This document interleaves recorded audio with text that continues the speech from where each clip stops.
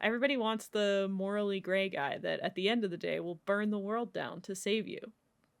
Selena's definitely that bitch. Hey everybody, this is Kat. And Rachel. And you're listening to the Smut Peddlers podcast, a show for people who love books, especially when there's smut. We discuss our likes, our dislikes, and share all our favorite moments with you. Today we're talking about Empire of Storms and Tower of Dawn by Sarah J. Maas. So grab your favorite beverage and get ready to burn with us.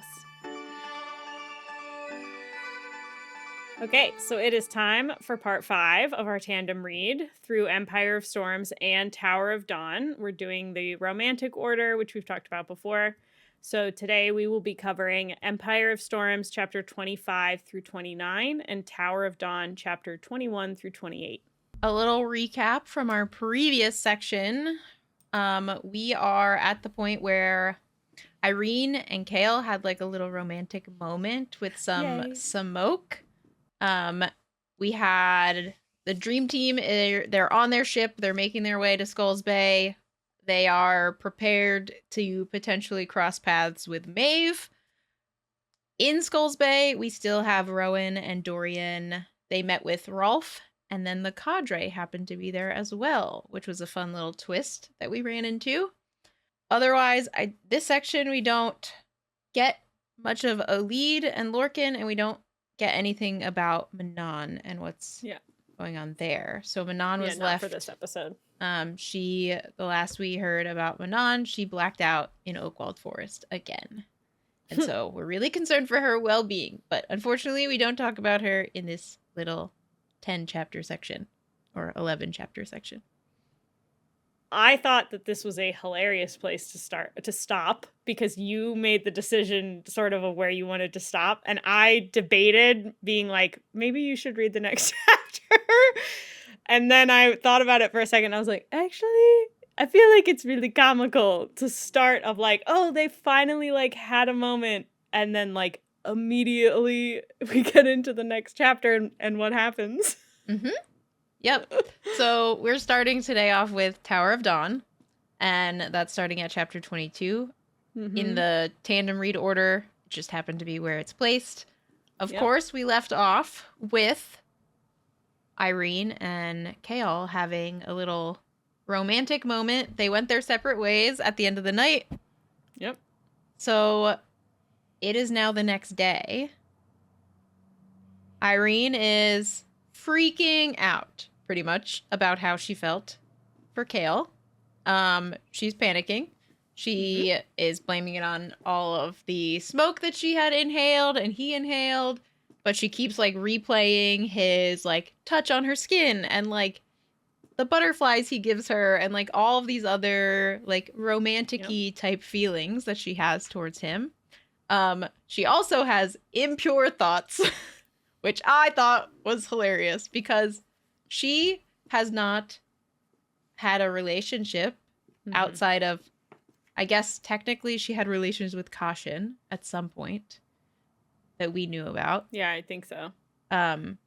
But since then, she's kind of just like sworn off, not necessarily sworn off men, but it is alluded that she has not at all concerned. Yeah, she's not like dating anyway. She's just trying to like be the best healer she can be so that she can get back to Fenharrow. And in this chapter, we get a lot of her internal dialogue of how she would like to do inappropriate things with Chaol, which I loved. Especially from approved. Like... Go ahead.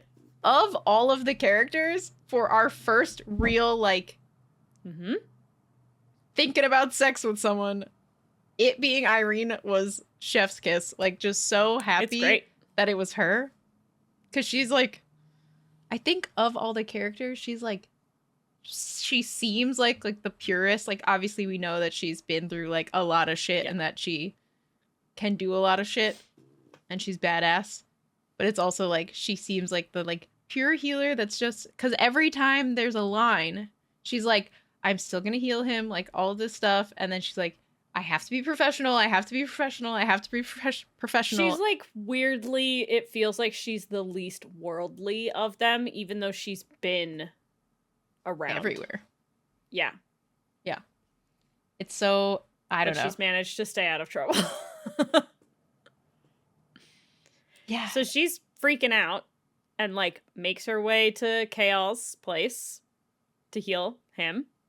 And she like is like, it's fine, I'm gonna heal him, nothing's gonna be weird or awkward, it's gonna be a-okay. And she opens the door and sees that Chaol and Nesrin have fallen asleep in the same bed from what we know to be their conversation the night before. But like, she opens the door and Chaol sits up and he's like shirtless and the sheets are like all ruffled and like Nesrin is asleep. My favorite part about this is Nesrin basically like lifts her head up and is like, I'm tired, and like puts her head right back down, doesn't say anything or do anything, just doesn't care. And Chaol's like, and all Yrene says is, oh, and then like turns around and leaves. And it's so sad, but it also is so funny. It's so sad. But yes, it is very funny. In that moment, I was like, oh no, she's gutted. Oh no. And now we know she actually has like real feelings for Chaol, which is, you know, fine and great, and we like it. But we also know that Chaol has this weird, like, internal what's going on with Chaol and Nesrin, like... You know what would have been really great is if Chaol and Nesrin had had the conversation they needed to have that night and then had gone their separate way. Do you know, this book would be so much shorter if we had just... If Chaol knew how to communicate. This one, again, I will say, just because it'll make our editor happy, but this isn't necessarily on him. So I won't... This isn't necessarily a knock against Chaol completely, but god damn it, can we just have the conversation, please? It's true. Jesus Christ. Nesrin also has... We've kind of gotten some of her internal dialogue where she also has felt like they've been drifting apart, and she's also not brought it up or talked about it, so it really is the two of them. Yeah. We just get more. But I would say Chaol has a little bit more of an immediate reason why he should be having the conversation. I think that it's not fair that Nesrin needs to be the one to have the conversation. Because, like, they're just kind of floating along. Chaol's the one that's like, realistically, yes, we learn a little bit more. We learn sooner about Yrene's impure thoughts. That does not mean that Chaol hasn't been having them. So true. He made a comment about her, like, ankle at some point. Her exposed that was, like, 5 chapters ago. So there's a line of... Chop, buddy. There's a line that's in, like, that period of time where Yrene is having kind of these thoughts, and she goes... You are the heir apparent to Hafiza, healer on high. You are nothing to this man, and he is nothing to you. Stay the course. Remember Fenharrow, your home. Remember those who are there, who need your help. Like, remember all that you promised. The world needs more healers. And so it was just like in her head, she's like, okay, stop thinking about him. Stop thinking about him. Stop thinking about him. Oh, it's just so good. So he does clear things up. And he says, or like, tries to. She's not in a place where she's going to respond to it, but she does hear him at least when he's talking about, like, nothing happened. We fell asleep, literally just talking, and that was it. But part of her inner dialogue is, like, that she can tell that he is picking up on, like, she just doesn't want to deal with this right now, and she'd rather just heal and go. So, like, he doesn't push her on it. But he just kind of says his piece, and then they're like, okay, great, let's, like, do our session for today. We're gonna heal. And they kind of move on. Yrene brings out one of the books that she finds when she was in the library and doing all of her research. She brings out the book that's got word marks on it, and she's like talking about the book and is like, you know, there are these runes, and Chaol points out those are not runes. That's not what they are. They are word marks.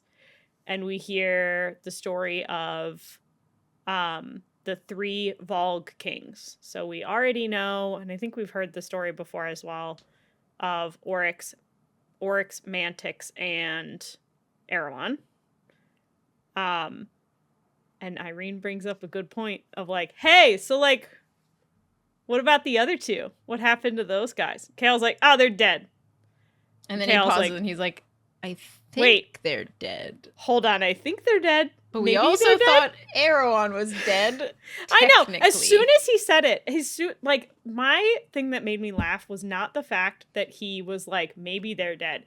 But his first reaction is, yeah, they're dead because we've been told that they're dead. Not whether he remembered whether even that they were told. He doesn't just immediately think, well, now we can't even believe that they're dead because we were told. We all knew Erewhon was dead. And that was just a lie. So, like, how do we know that any of them are dead? So now we have... we learned Chaol's their names, which I thought was cool. So, like, in that moment, she's talking about how, like, we know of Erewhon, but, like, do you know much about these other two kings? And we learn that their names are Orcus and Mantix. Yeah. Which I thought was kind of cool. They have names now. Which is terrifying, actually. When we name things is when bad things happen. So it's when you need to know about them, and then they become relevant.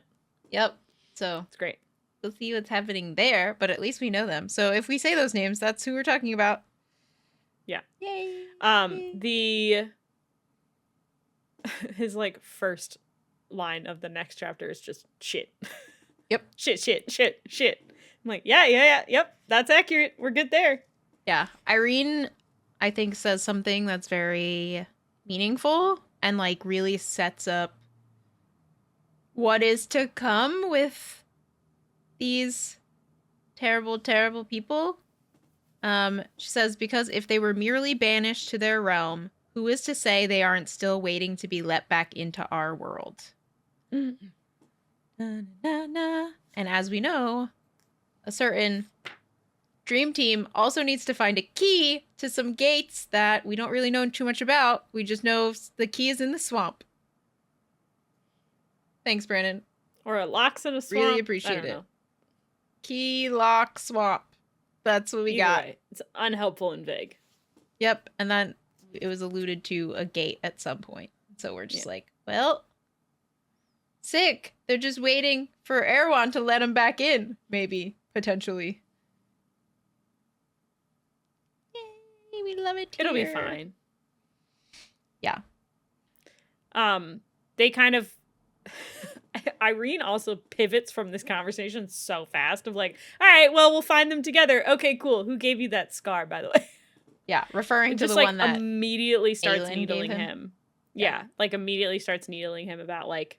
I think it's just for her to probably, like, start the emotional training. Because she says that it's, like, because she doesn't want him stressed out when they start the, like, healing. Because it's gonna, like, mess with it.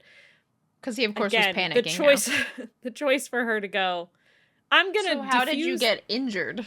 Yeah, I'm gonna diffuse this by asking you about scars on your body, which are probably, all of my scars are definitely from super pleasant memories that I've had in my life. So, yeah, that super makes great. sense. Wonderful. Yeah, so she asked about the scar that's across his face. Who gave you that scar? Wrong question. His back stiffened, and his fingers digging into the pillow beneath his chin. Jesus Christ. Someone who deserved to give it to me, which I thought was... Wow, Chaol, accepting that you deserved what Aelin, the scar that Aelin gave you. I think he deserved it. At least he's accepted it. I'm just happy that he's accepted it. Yeah. That he deserved it. Yeah. I think he knew that he deserved it at the time, too. He was just still mad. Yeah, so she asks about that, and since he won't respond to her,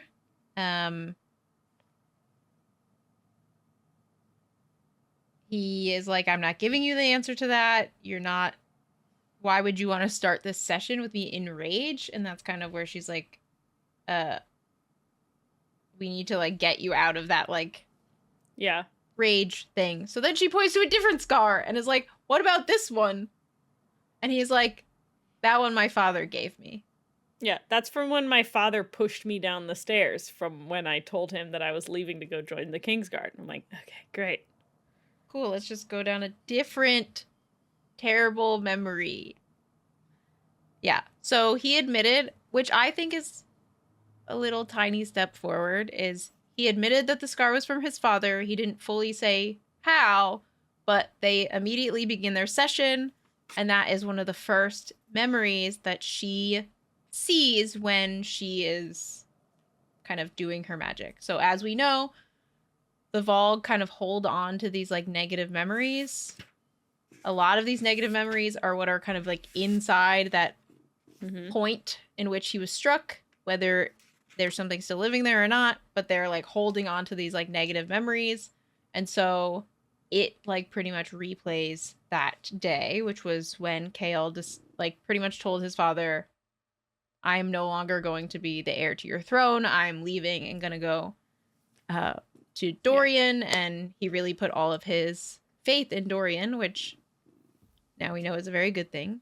But it was a winter day, and his father pushed him down their castle stairs, which my assumption is not a short fall. His mother was there and like begging his father to stop.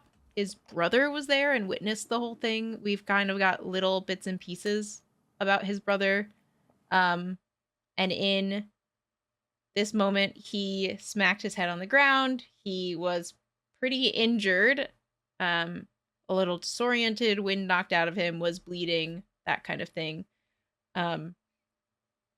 Chaol's like biggest regret in that moment, which is why this is considered like a darker memory for him, is that he saw the terror in his brother Taryn's eyes. And so it is what caused him to stand up. It is what caused him to tell it, like pretty much like made eyes at his brother to like, do not come to my aid or he'll do the same to you kind of thing. And that is when he like left his younger brother, which is like so sad because yeah, I don't know. It's just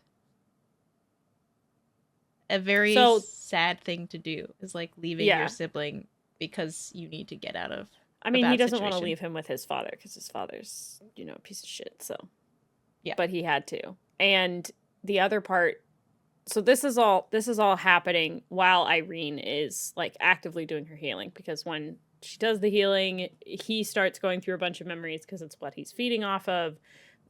It's like the way that we've been kind of steered towards understanding it is it's going to show him all of the worst stuff and put him in excruciating pain to do everything that it can to like get him to stop the healing and to like not do this anymore. So he sees all of this happening with his brother. He sees the memories, and Yrene is seeing this as well. He gets memories of there were people that helped him get out after he was basically banished, and he finds out later that his father threw everyone out that had helped him and aided him. And there were like three guards that helped him. And two of those families they never heard from again. Like they did not hear from those families. And it was like Chaol's defining moment of like, I made the right decision in leaving to go make sure that to invest my time in making Dorian like the future and protecting him. And then it starts getting darker. The healing starts getting a little bit darker, and he starts seeing, he sees a body on a bed, a dagger poised above his heart, a head rolling on stone, a collar around a neck, a sword sinking into the bottom of the Avery. The pain in his body was secondary. Worthless, useless. Anyone he had tried to help, it had made it worse. He sees Nehemia. He sees the king executing Sorsha. He sees, like, just everything that had happened to him and that had happened that he did not do anything to stop. Everything with Calcutta and Endovier. It kind of just builds and builds and builds and builds. And he sees, like, this part's heartbreaking.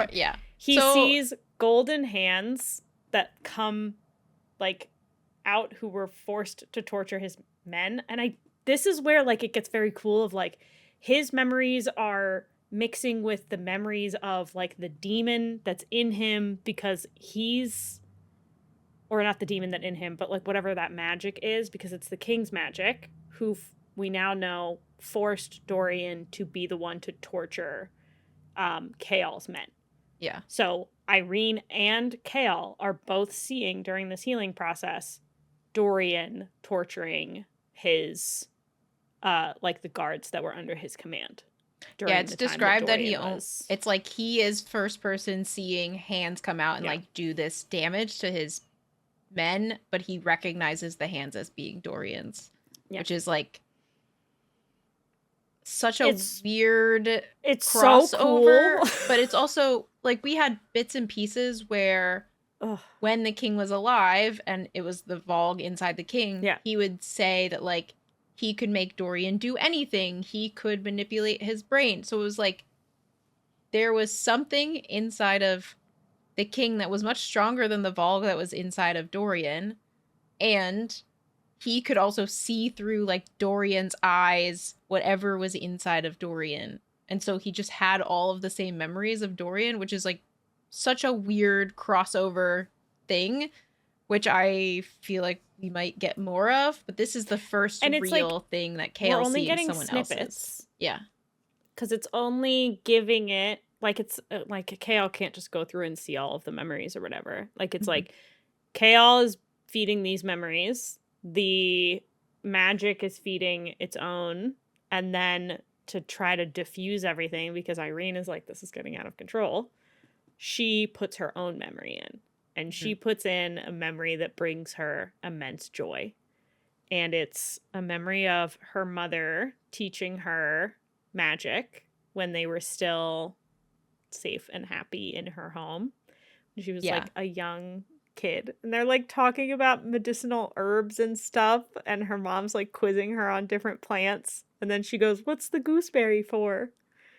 She's like thinking really hard about it and like getting frustrated at herself because she doesn't know the answer, and her mom's like, "It's for gooseberry pie. We're gonna go make gooseberry pie." Yeah, it's just precious. So this is the first little bit where we get this idea that a good memory or happiness can push away this darkness. Because, of course, Chaol opens his eyes and he can feel his feet. Not just move them, he can feel sensation. He can feel the pressure of the, like, sheets and bed or whatever couch thing against his toes and the tops of his feet. He starts moving his feet. And he realizes that Yrene is nowhere to be found. Like, she's not right next to him like she usually is. And of course, he's excited. He goes, I can feel my feet. Like, I need to, like, where is she? And realizes that she's out on the terrace that's kind of looking out over the garden. And she's crying. Which he, of course, freaks out because he's a man. And tears are scary. He goes, "Are you hurt?" Which is not completely unfair because she usually gets nosebleeds. She usually gets something. She says no, she's not hurt, but she was crying because, and she lets him know that she had forgotten about that memory, and she had forgotten what her mother's voice sounded like, and that was the first what she time, looked like, and smelled like, and that was the first time she also was able to hear her mother's voice again. See her, like, feel her presence in a very long time. I don't know. It was so good. She talks a little bit about the fact that she, like, they all take an oath not to harm. And her mother broke that oath for her daughter. And then she kind of talks about, like, he asks her, like, how did she get here? Because, like, her mother obviously dies to try to buy her time and for her to be able to get away. She does get away. She witnesses her mother be burned alive, basically, and then escapes and was able to make it to her cousin in Fenharrow, and then she worked there for a while, and then she basically just decides, I'm going to start making my way to get to the Torai so that she can learn to be a healer, because she couldn't think of anything else to do to like be close to her mom. And she wanted to like continue her work. So she made it all the way to the port of Inish, which she tells Chaol. And they kind of talk a little bit about like, well, how did you get, she says she runs out of money. He's like, well, how did you get money to make it then? She tells him about someone who helped her out and gave her some money because they need more healers in the world. Yeah. We don't know who she is. And they also don't like actually talk about who she is. She just, refers to her as like someone who helped her. And Chaol doesn't really dig any further. One day, soon, hopefully, everyone will know who everyone else is, please. Yes. I think there's like a big pivot in this moment too. So like obviously we're up and down with Yrene and Chaol, like in their relationship and what's going on. So like high, they were kind of like having the feels for each other. Nesryn was in his bed. Low. Now we're gonna go back on this tiny little high because she pretty much admits that she now knows who gave him that wound.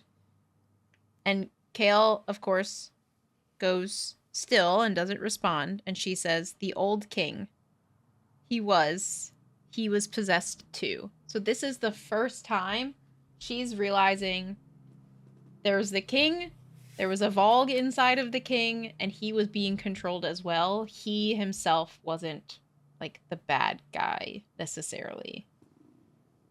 So he lets her know that for decades, he didn't know this information. Like none of them knew that he was being kind of controlled by a Volg. And Dorian also like had no idea. So they didn't. Yeah. They tried to do the best that they could with a terrible situation. And she finally, I think, kind of understands that for the first time. It feels like the last time that she's like, okay, I now have basically first person account of what you're telling me. And I'm like, okay, great. I believe you now. Like I think it's the last thing where in terms of maybe not emotionally what she's getting from him, she believes him 100%. Like she doesn't really trust him with his own emotions, which makes sense. But she does trust the information that she's giving, that he's giving her. Yeah. I like the line. There's a couple lines that they have together where they're talking through that wave of darkness that they kind of pushed against. Yeah. Yrene says, I knew then what it was, who gave you the wound and saw what it was doing to you, and all I could think to do to stop it, to blast it away. A bit of goodness, he finished. A memory of light and goodness. I'm glad it was a memory of her that beat that darkness back a little further. Oh, so good. They do talk a little bit about his father. He's like, he was a bastard of the highest caliber, which I think is a fantastic line. Surprise. And he's like, Yrene says, you deserve better.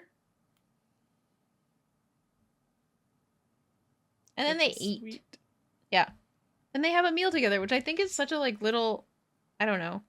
I think in general, like, granted, this could be the way that I was raised. I think like meals bring people together. I think it's very nice that like they don't typically eat together. And this is like, they had a big like breakthrough. He actually talked about his dad a little bit at the end of the day. And she now knows that it was the king that did all of this, that he was fighting against the king to protect Dorian.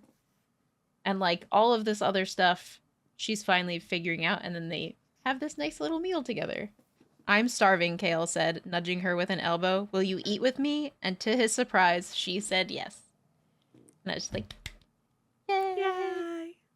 Yay, we love. So we switch over to Nesryn's point of view. Obviously, Chaol and Nesryn had a discussion before they fell asleep. they both kind of were alluding to the same things, which was like they're kind of apart. He promised her adventure. Maybe we didn't get as much adventure as she thought she was going to. Like, they're kind of in this weird disconnect state between them, as we know. And this is the first time that, like, in Nesrin's internal dialogue, she knew. Like, she knew that Chaol felt guilty about this whole situation. Yep. She knew it hadn't been just the interest in Yrene that is, like, prompting this from his side. Like, they've kind of been on this trajectory since he was paralyzed, really. I mean, they left with the idea, like, he wanted to take her on an adventure. So it's like, since they left Rifthold, pretty much. Yeah. Okay, so Nesrin knows kind of Chaol feels guilty. She also is thinking about how she has become this, like, replacement woman to him, which honestly isn't necessarily incorrect, which is kind of sad. So originally it would have been Selena. Yeah. However you want to pronounce it. Is it? This is the one that I didn't understand. Is it Selena and his mother? She was fine with it, she told herself. She had been a replacement for not one, but two women in his life. A third one, she was fine with it. She repeated as she returned from stalking through Antica's streets. Selena, Aelin, she's counting them as, like, two different people. Because he technically mourned the loss of Selena, I think. Either way, she feels like a replacement to the women in his life, whether it's his mother She's secondary. She's like, well, he can't be with this person, so he's with Nesrin. It's like, well, he can't be with Yrene, so he's with Nesrin. It's like, okay. I could get why she feels that way. Yeah. I mean, it makes sense. So she, of course, is going through Antica. She's, like, looking for Volg, trying to distract herself. She gets back to the palace, and she's like, don't really want to go back to the room and deal with Chaol when, like, she also feels like she's being, like, picked as this replacement. So instead, she goes up to the Eyrie to kind of avoid everything. Which, this is when just the things happen, the drama, where I still, now that this is one of the ticks against Nesrin, in my opinion, but it's because neither of them know how to fucking do anything. They don't know how to talk to each other, and it makes me mad. She, of course, gets up there, sees the rooks, sees Cadre. Is that right? Cadre. Sees Cadre, who is Sartak's rook. Yeah. And Sartak is also there. And they start talking. He's kind of like, what are you doing up here? How's it going? I heard you were heading here. And she was like, how? And kind of he looks at his rook and then looks back at her. And he's like, I have eyes and ears everywhere. And in that moment, I was like, oh, he can communicate with the bird. I was like, Cadre pretty much said, I see her coming. She's on her way. Which, this may not be true, but I think I'm going to believe it anyway. Because I still want to believe that. I'm going to believe it too. I don't think there's anything, I can't think of anything that explicitly goes against that. I still like the idea that the witches can communicate with the wyvern. At least the 13 I mean, they could. can. Yeah. And but so just not in the way of, like, communicate the same way. Like, I don't know. Sure. That's how I'm gonna. I believe it. Perfect. I think it was now also our truth. That the palace has a ton of spies. Yeah. But my truth is that Cadre told Sartak that Nesrin was coming up to the Eyrie. Because she could see it and he couldn't. I think that it's interesting that you knock Nesrin for this.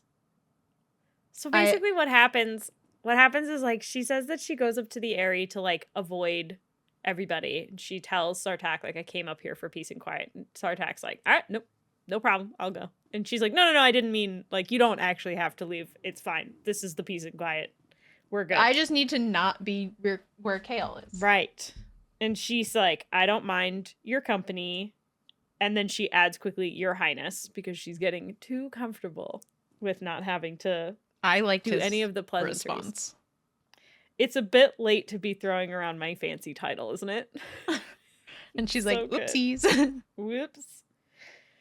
So he asks her like a bunch of questions about her family. They have kind of like a back and forth about their familial dynamics, which I think is interesting. So she talks about how open and loving her family is and how they really care about each other. And Sartak's like, that's cool. What's that like? No idea. Like, my family basically just, I can't trust any of them. I can't trust anyone with my life other than Kadara. Yeah, this is the first Coggin bloodline that has said something along these lines to either Nezrin or Chaol. Because the only other one that we got a hint of was Hussar. And it was when she was talking to Yrene, where she pretty much was like, they don't share information with me, and she doesn't share information with them. Like, referring to her map that was on her table. Yeah. And so Sartak is now reiterating the same thing, where we have had this background of Nezrin and Yrene and kind of everyone not really understanding how these people just, like, function around each other when they know that they're just trying to, like, out-compete one another. And this is our first time we're really getting one of them saying, like, I do not trust my family. My family are all of, like, the other people that are in the Rookin camps with me. His Rook. And then that's kind of it. Yeah. So they talk about their family, and he goes, I'm sure your family won't thank me for this, but would you like to accompany me on my trip that I'm going on? Because he has to go and inspect the Rookin camps. And she's like, I mean, I'll think about it. And he goes, no, I'm leaving like right now. You have like an when do you hour leave? to decide. And he's like, soon. And she like glances around and realizes that he's like putting a bunch of shit onto his Rook. And she's like, oh, like, you're trying to leave now. And he's like, right now. Yeah, I could give you an hour if you need to go collect your things. Like, we can wait an hour and, like, you can go get your stuff. You can go tell Lord Westfall, like, what you're doing. She looks around and sees him packing up all of his stuff and realizes he's leaving immediately. And she says, you weren't going to say goodbye? And he says, after last night's party, I thought you'd be preoccupied. Oh, that's right. She goes, she thinks about it. She's like, oh, with Chaol. And she goes, all day? The prince gave her a roguish smile, finishing off his long braid and picking up his spear once more. I certainly would take all day. Heyo. Let's go. And she just says, I'm ready to go. I can go right now. And he's like, you don't wanna, you're not gonna go say goodbye? And she's like, I'll write a message. I'll write a note. Mm-hmm. And so she writes a note to her family that she's going on this trip that's very long. And then she writes a very short letter to Chaol. She is pretty much saying that we promised each other an adventure when we left Rifthold, and she owes herself an adventure. And which is why she decides, yes, to go. And I think it's also why she decides not to go down and tell Chaol, because maybe she'll second guess that choice. Maybe she thinks he'll talk her out of it. I don't know. She still thinks that he's just with her out of loyalty and honor. Because he I mean, it's not an unfounded assumption, because he fucking does that shit all the time. Mhm. So she left a note for Chaol, and it says, I have gone with Sartak to see the Rookin. I shall be gone 3 weeks. I hold you to no promises, and I will hold to none of my own. She gonna fuck Sartak. It gonna happen. Good for her. See, this is why I don't knock her for this. Because Chaol has been a piece of shit to her for weeks. This isn't like something that just fucking started. He's been a piece of shit to her for weeks. But it's the same like, idea of like, my partner's been shitty, so I cheated on them. Like, it's giving that. She wrote a letter. Okay, look, she broke up with him in a text message. Like, she broke up with him in a text message. Yes. Is that the greatest thing on the planet? No. That's the knocking. But she broke up with him before she fucking went and did anything. And honestly, Chaol's also been having I think Chaol's been having impure thoughts, and Nesryn hasn't really up until this point. If I'm being completely honest, Nesryn That's not true. What about the whole time she wrote the Rook with him? She definitely was having impure thoughts.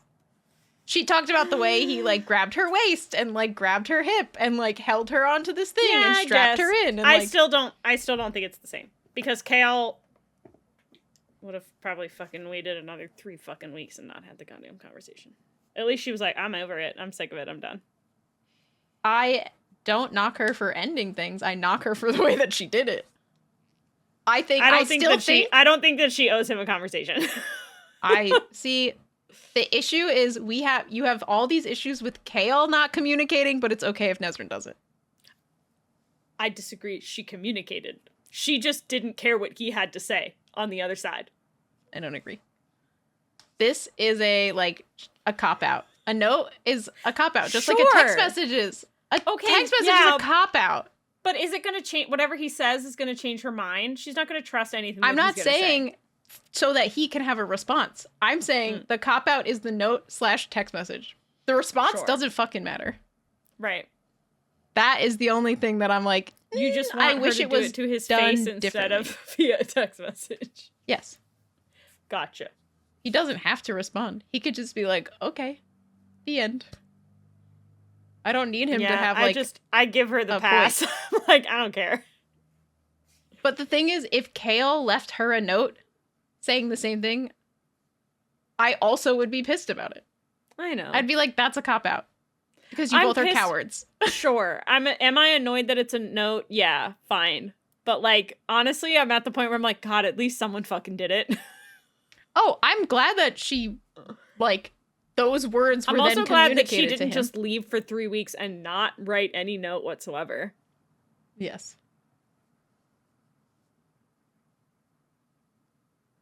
I'm still going to give her there's a knock because it was a note. Like a knock off of Nesryn. But Chaol has like 17. Flawed, imperfect being. Woo! We love well-rounded characters. I just put it in the same. I said, if Chaol did this, would I be pissed? Yes, I would. I'd be more pissed. I'm just annoyed at Nesryn for stooping to his level. For stooping to his level? Yes. Fine. I'll give it to you. So, we're now moving on to our first section of Empire of Storms. That is 26 to 29, if you're following closely. Rowan and Dorian are still in Skulls Bay. 2 weeks have passed. Rolfe is ignoring their existence because, as we know, Rowan, like, alpha mailed him. He came on real strong. Yeah.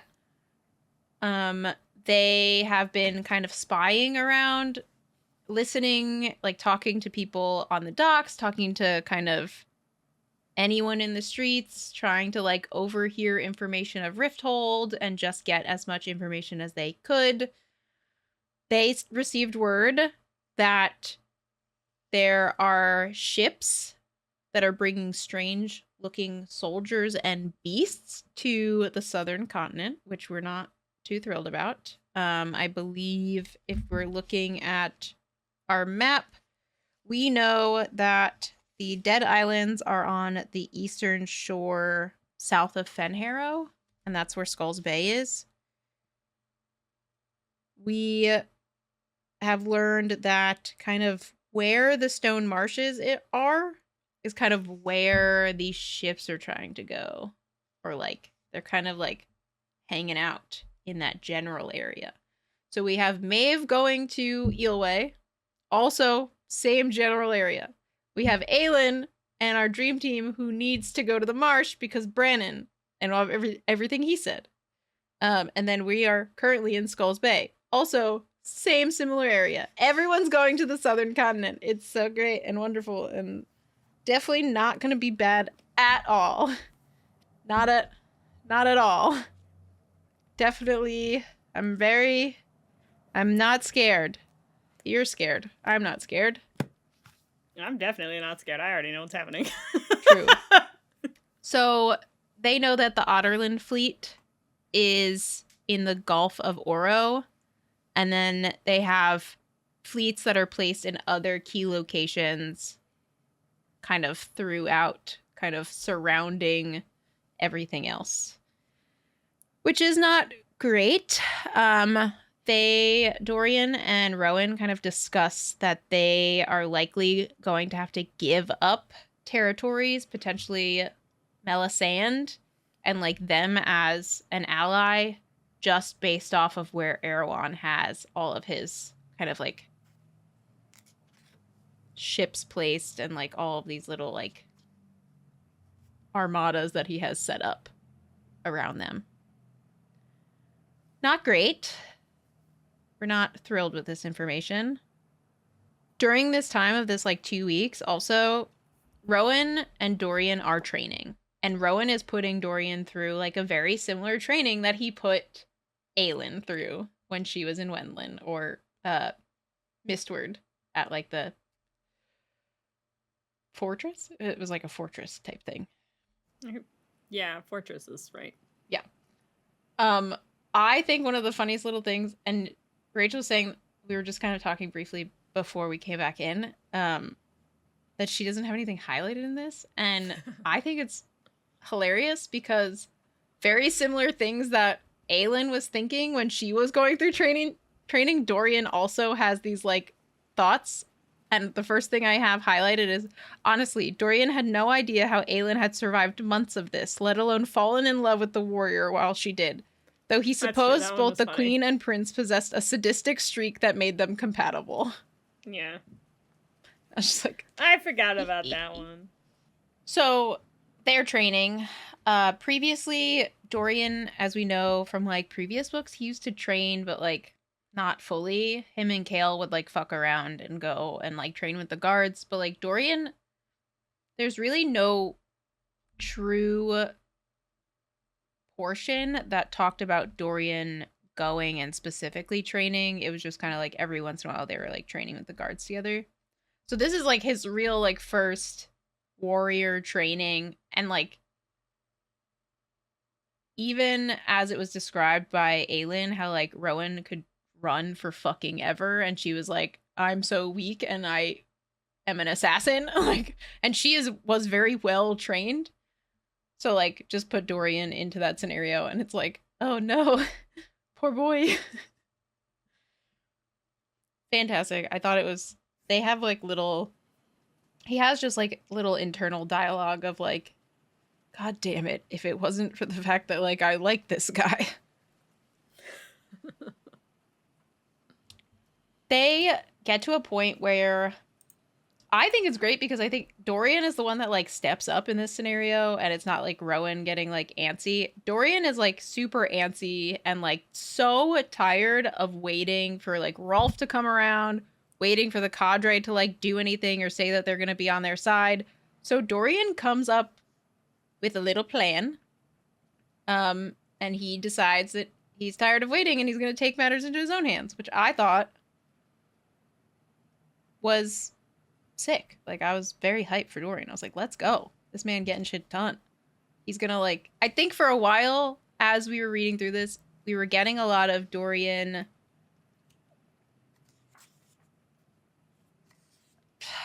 not necessarily being sad, but like he went through a lot of shit to then get to Skulls Bay, so he wasn't really like putting himself like forward and making decisions. He was kind of like going along with it. He's along for the ride. Yeah. Like, he's not there to do any of the strategic planning at the moment.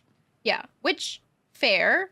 Like, he just killed his father, destroyed the castle, like, did all of this shit, became king, and then immediately was attacked by all the witches and wyverns, and then he had to escape. So, like, shit, he's, like, well past shit hitting the fan. Like, yeah. I'm okay with him, like, being kind of a little bit in the background, but I'm also very hyped that he's now, like, he's like, no, I'm gonna get shit done now. Like, okay, I've had my little, he's like... being proactive. Yeah, I had my little, like, grieving session. I, like, did it. Whatever. I don't have time for this. We're gonna go get shit done now. Which I'm like, let's go, Dorian. I love get shit done Dorian. We had a little peek of him before he had the thing. Before he had his little necklace. Yeah. We had get shit done Dorian. Where he was, like, on the side of Aelin. He's like, how could you not trust her? She's done everything good for you. Like, yeah. It was so many books ago. So many books ago. Yeah, I'm just very happy to have... He'll come back. I'm happy we have Dorian back. We'll get him back. So... he pretty much writes a letter. He writes a little paper letter and sends it to Rolfe. It takes a little bit, but we learn that his note says something along the lines of, like, I have information that you'll find useful. To, like, it'll, like, give him a leg up. So he's wrote something down. I don't think it really said. So Rolfe summoned them, and he also summoned the Cadre, over to his office. They show up to the Sea Dragon. Rolfe is there, and he's like, okay, come with me. Like, we're going to my office. He's asking some questions along the way. Rolfe unlocks his door and pretty much was like, this better be worth my time, what you're, like, meeting with me for. And they all stopped dead because sitting at his desk was Aelin Galathynius, our favorite. And her only response to them opening the door and seeing her is, I like this office far better than your other one, Rolfe. And this is where this, like, their part of the story begins in this little section. And it just makes me so happy because it's so good. Because we fucking love Aelin. We love her. So good. She literally cannot help herself. Yeah, it's so good. She has no ability to just, like, be chill. So she shows up. Rolfe is immediately like, I have the distinct memory of, if you've ever come back here, I'm gonna kill you. And she's like, nah, but that, where would the fun be in that? Dorian kind of immediately clocks that she's Celaena. She's not Aelin in this, because she calls him Your Majesty. And he responds, hello, Celaena. Yes. Which, let's go Dorian for fucking catching on. Like, absolutely. Immediately. And he says, he's like, it was Celaena who sat there. For whatever purpose, it was Celaena Sardathian in the room. Which I think is clever. Like, I think that it's smart for her to come in and be... It's not like he doesn't know. Like, Rolfe knows what she looks like. Mm-hmm. So I think it's going to be a hard pill to swallow that she's Aelin. So you might as well just come in with Celaena and just, It's already going to be a hard pill that she is there. Because it is. So he's struggling. Rolfe is not pleased. She is being her Celaena self, which I think is just, honestly, it's just Aelin, but with a little bit less fear and more bravado. Just played up. So she's sitting at his desk, and Rolfe is like, get out of my chair. She basically just, like, completely ignores him. Looks at Rowan, picks up and starts playing with the emeralds that are on Rolfe's desk, and just starts blatantly flirting with Rowan as Celaena. It's so good. She says, You, I don't know, but I'd like to. Rowan's lips tugged upward. I'm not on the market, unfortunately. Pity, Aelin said, cocking her hand as she noticed a small bowl of emeralds on Rolfe's desk. Don't do it. Don't, Dorian says in his head. She snatches up the emeralds in hand, picking them over as she glanced at Rowan beneath her lashes. She must be a rare, staggering beauty to make you so faithful. God save them all. He could have sworn Fenris coughed behind him. She must be clever, plunk, and fascinating, plunk, and very, very talented. Plunk, plunk, plunk went the emeralds. She examined the 4 gems remaining in her hand. She must be the most wonderful person who ever existed. Another cough from behind him, from Gavriel this time, but Aelin only had eyes for Rowan as the warrior said to her, she is indeed that and more. Aelin said, rolling the emeralds in her scarred palm with expert ease. Rolfe growled, what are you doing here? Oh my god, it's so good. If you haven't read, she must be so pretty and talented and so cool, just the greatest. He's like, all right, great. I love that it got, like, Gavriel and Fenris are trying not to, like, laugh. Yeah, they're trying not to crack whole up. Time. Oh, Jesus.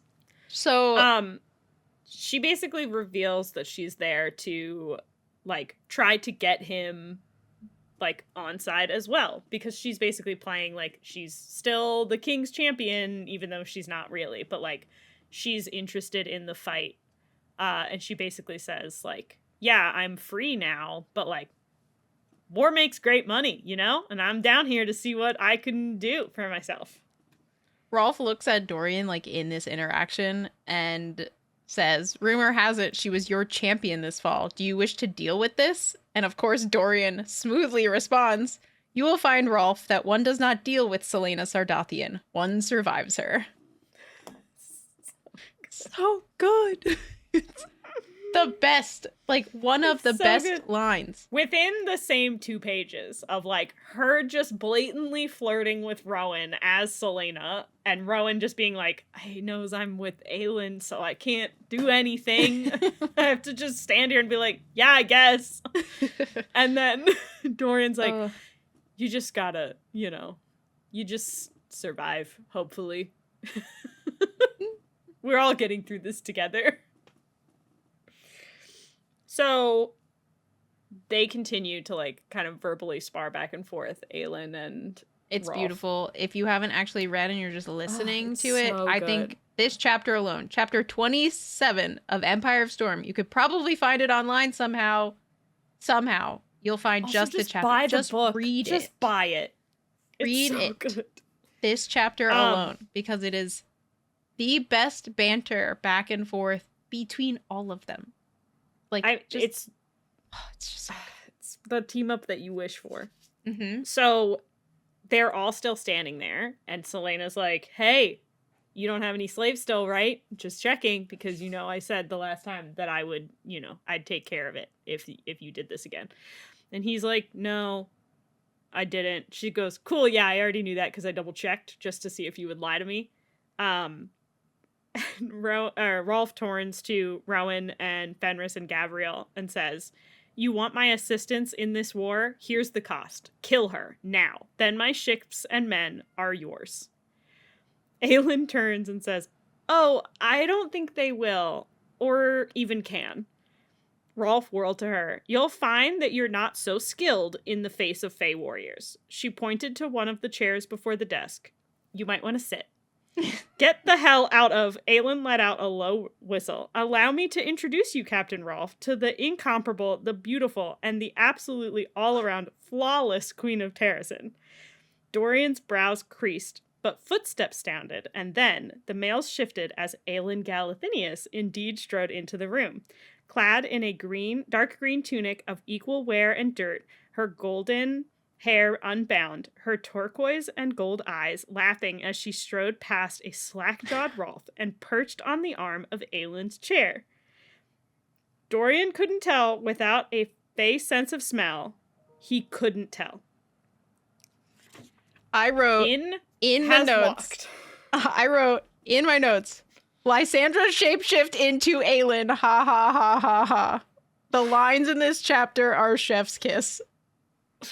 Just so Lysandra walks into the room, shapeshifted as Aelin, and the two of them, Aelin, Selena, who is actually Aelin, is sitting in the chair, and Lysandra has walked into the room as Aelin and is sitting on the arm of the chair. So just the fucking two of them sitting there, identical, hanging out. And everyone is like, what the fuck is going on? Rolfe is pissed. He's like, she doesn't have a twin. What the fuck are we doing here? And everyone else is like also trying to figure it out because Gavriel and Fenris have never met Lysandra before. So they didn't realize, they didn't know that she was a shifter. So they're all like, fuck, she's a shifter. And she like basically tells Lysandra to like turn back into herself or whatever. And she goes, Lysandra turns back into herself and Aelin looks at her and goes, you made your hair shorter. She's like, you try hair that long and see if you last more than a day. And then she's like, oh, also Rolfe, we should probably figure out like, you know, what we're gonna do here. It's just I just love Dorian said she is Aelin Galathinius and Selena Sardothian. What else do you want me to tell you? Because he's like, what is this? What's happening?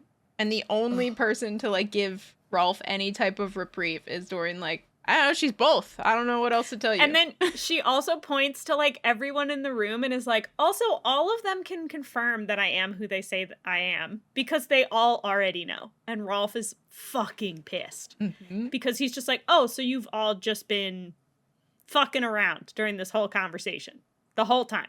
Yep. Y'all knew. Yeah. Oops. Fucking Gavriel and Fenris were trying not to crack up the whole time while you sat there with your mouth wide open. I'm definitely going to say that it's probably not the greatest idea on the planet to just completely enrage the person that you're trying to get to help you, but also but it is Rolfe's Rolfe. a fucking asshole, so I don't care. Yeah, it is Rolfe, so like... Oh no! I'm not too mad about it. So, of course, Aelin is... where she's like, okay, let's get fucking to it. She says to Rolfe, let's discuss this little business of you refusing to aid my cause. He's not thrilled. So she ends up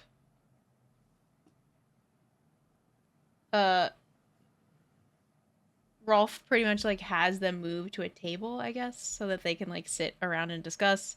When they're moving over, Rowan grabs her and is like, hey, I just want to let you know all the stuff that we know, which is like, Maeve is on the move. The Cadre are here to kill Lorcan. Like, they're trying to find Lorcan and kill him. I told them that we will help them find Lorcan if they help us fight. Doesn't tell her that Gavriel knows that Yrene is his son, or that he has a son, but, you know, that's fine. She figures it out at some point. Yeah, he just kind of gives her the, like, rundown. She, as we know, already knows a lot of this. Because she also also had knowledge of Maeve moving her army and just didn't know why. She kind of asked, like, did they say why? They don't know. We're all trying to figure it out. He also says, and I missed you like hell. That too. Yeah. She smiled back. The feeling, Prince, is mutual. Like, yes. They're so cute. They are. We're happy. But they can't be lovey-dovey now because they still have to go talk to Rolfe. They gotta do work.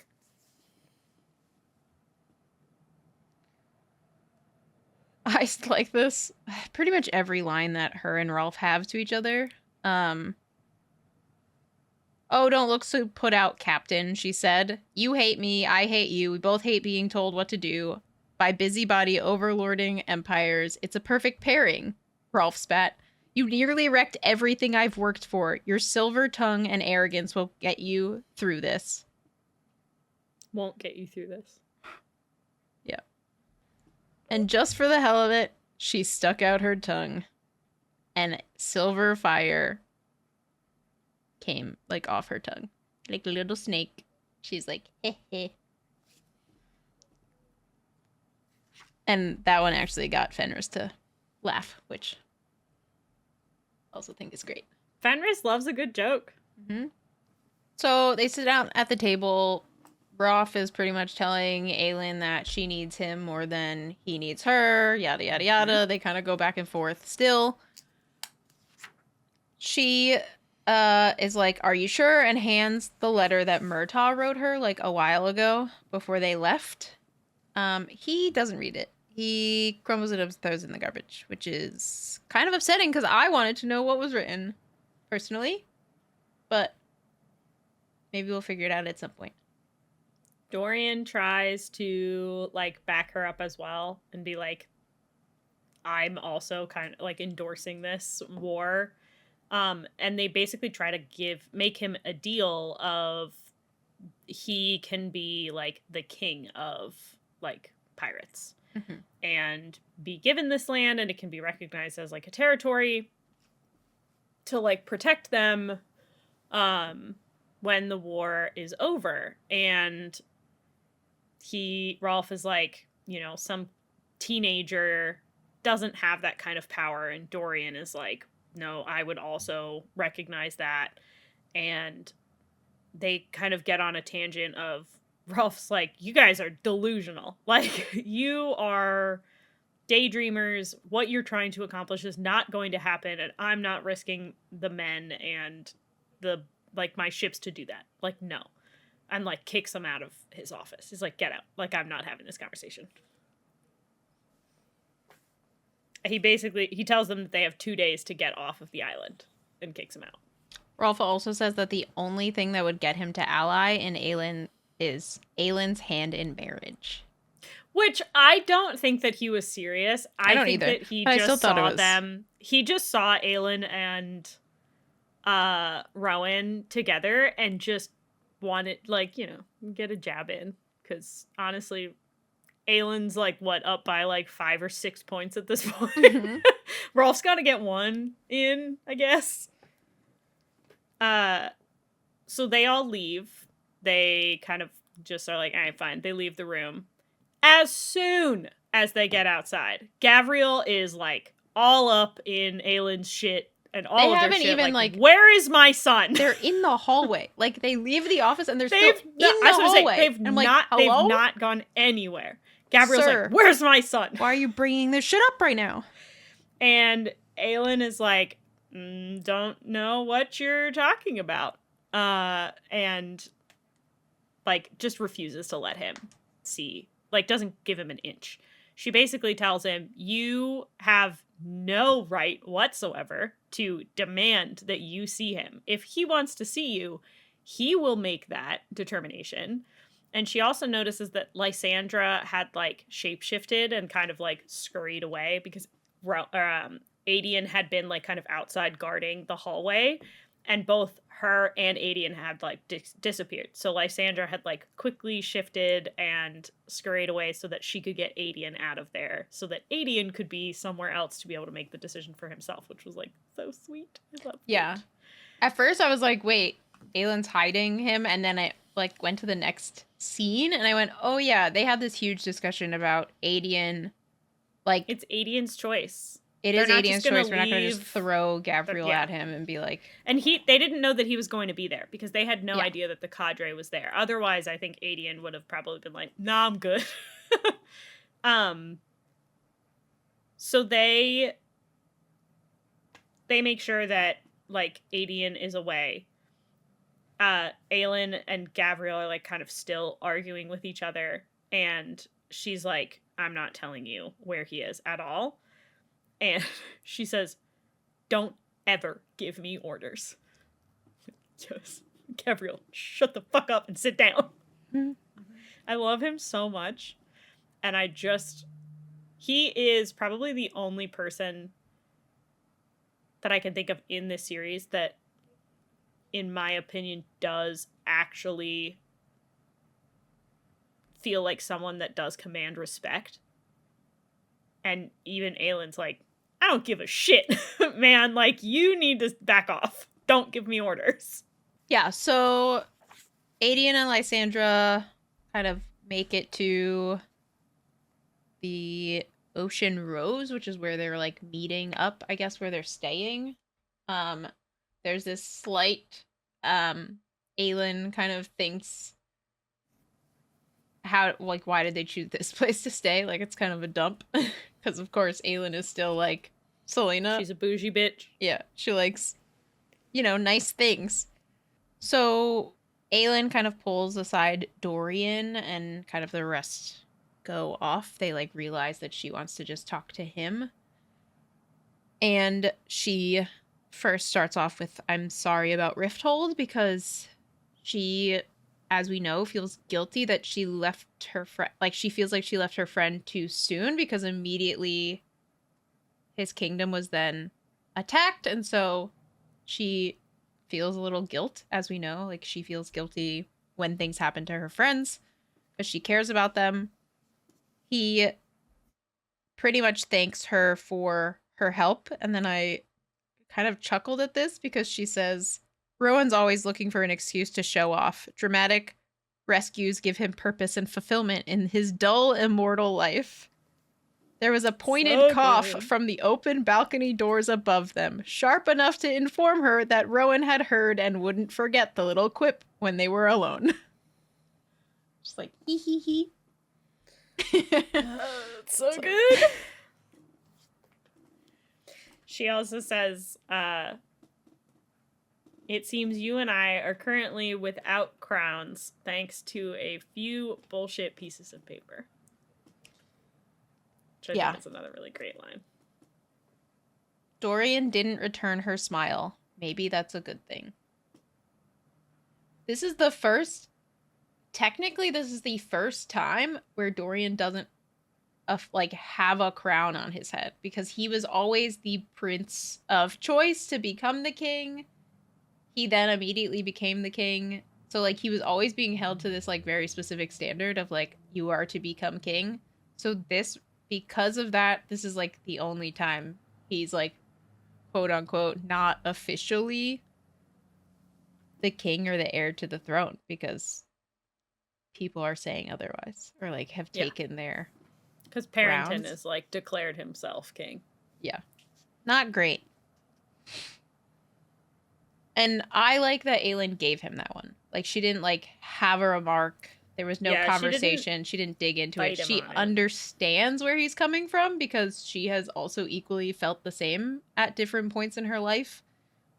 So it is, it's not lost on her, but it's also, she doesn't, like, harp on it at all, really, which I think is good.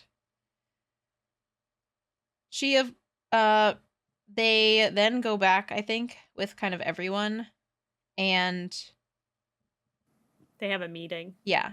They discuss, they have a meeting with kind of all of them, and they discuss kind of what went down in Rifthold and the witches and all of that. Because Aelin, Adian, and Lysandra don't know what happened from, like, their own accounts. They just know word of mouth. They knew Dorian got away and that Rowan got away, and, like, that was it. So team recap. Yeah, they're doing so in the conversation that they have, it is a lot, mostly just to, like, give Adian enough information, because he does lead the Bane, and that's going to be, like, their main source of defense at this point. Mm-hmm. And then they have a conversation about Manon Blackbeak, which is very sick. Mm-hmm. Adian brings up that Manon Blackbeak would be a valuable ally if we were to turn her. And Aelin replies, perhaps getting Manon to turn on her kin would ignite an internal battle among the witches, and maybe they'll save us the task of killing them and just destroy each other. She's really wrong. Wild. They do speculate about, like, why are they helping Erewhon? And we don't even really know. Like, it's whatever Manon's grandmother has, like, put in place, and she keeps talking about, like, oh, he's promising us power and our home, and I'm like, is that really enough? At a certain point, like, you've been given the Wyverns, like, just take your fucking home back. They have no honor. they're witches. Like, they really don't care. So, like, I still don't super understand why she, like, goes along with it for so long. So, we know the witches are part Volg. At least some of them are. They're, like, descendants of the Volg and the Fae combined. Because at one point the Volg came in and then reproduced with the Fae, and then witches were born. And that's why they have, like, the multiple different, like... Covens? Yes. I was going to say species. I was like... I don't think that's quite right. And then my brain went, what is the, like, square that... Fuck. That talks about your DNA and, like, how you get certain traits? Chromosomes? No. Wait. It's like the what is a Punnett square? The fuck is that? Why is that word? That's math. That's politics. Punnett square? Isn't the Punnett square like where you fall on the liberal, not liberal? Well, that had to do with math.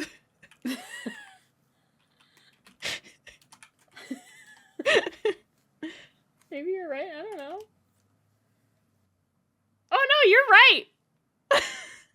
A Punnett square is a visual. Oh, it is exactly what I was thinking. To predict the genotypes. Wow, she's so smart. This is exactly what I was thinking. Like, in my brain, I was thinking this image of a Punnett square where you get certain traits because the blue bloods have one trait. They have, like, the beauty. I have not taken anything that revolved around this. I haven't taken a biology class since high school, okay? The only science class I took in college was fucking geology because it was the easy one, okay? It was easy. I have an art degree, okay? You are the science person, all right? I'm very proud of you that you remember some of your science things. But I am not the right person to be asking you to verify what you are right or not right about. Fair. Anywho, that was where my brain was going. I was thinking about. Yeah, I don't know. My brain was going to, like, how they break down, like, how there's the blue bloods are one type of witch, and then we have the black beaks, and then the yellow legs, which are all, they technically all have different traits from the Volg. The black beaks weren't the closest in Volgness, I guess. But previous to her grandmother was Baba Yellowlegs. And so my thought is that, like, maybe her grandmother and Baba Yellowlegs were, like, working together with the Volg to, like, bring more Volg in because they were, like, very on board with more Volg DNA being in the world. I guess. I mean, they could have that part of them is, like, evil. And, like, Manon is safe because she's Kraken. Like, she didn't have that same thought pattern because she is technically also a Kraken witch. I don't know. That's where my brain went with that little, like, what's happening over here?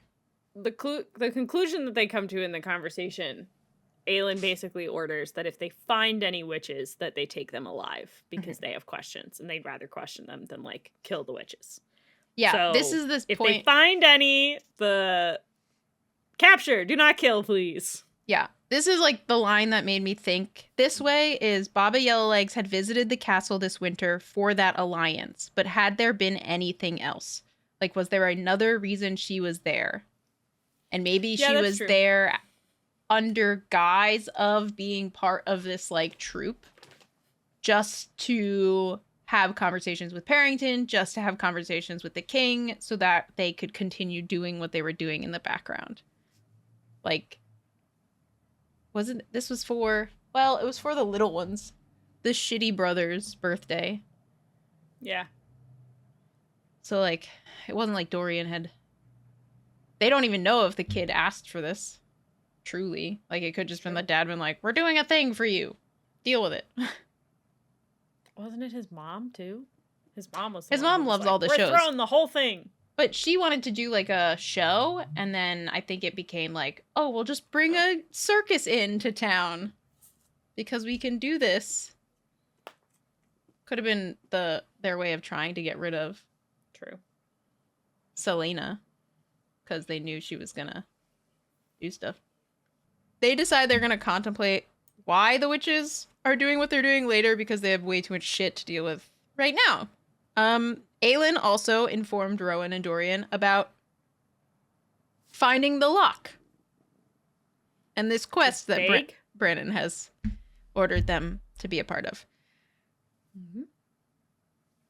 Yeah, she lets them know that they need to go to the Stone Marshes on the southwestern peninsula, which is not great, and she doubted it was a coincidence that Maeve was sailing for Eelway at the same moment Brandon had commanded she go to the Stone Marshes, because they're in the same general area, which is great. Or that the goddamn, like, Morath fleet was now squatting in the Gulf of Oro, which happens to be the opposite side. So it's like Stone Marshes, Gulf on left side, Eelway on right side. And she's like, sick, I'm gonna go just in between these two powerful things. That's gonna be really great and wonderful. And nothing bad will happen, for sure. She has a lot to deal with. They still need to gather more information here. They still need to get Rolfe on their side, sort of. Don't know. We shall see what happens on that front.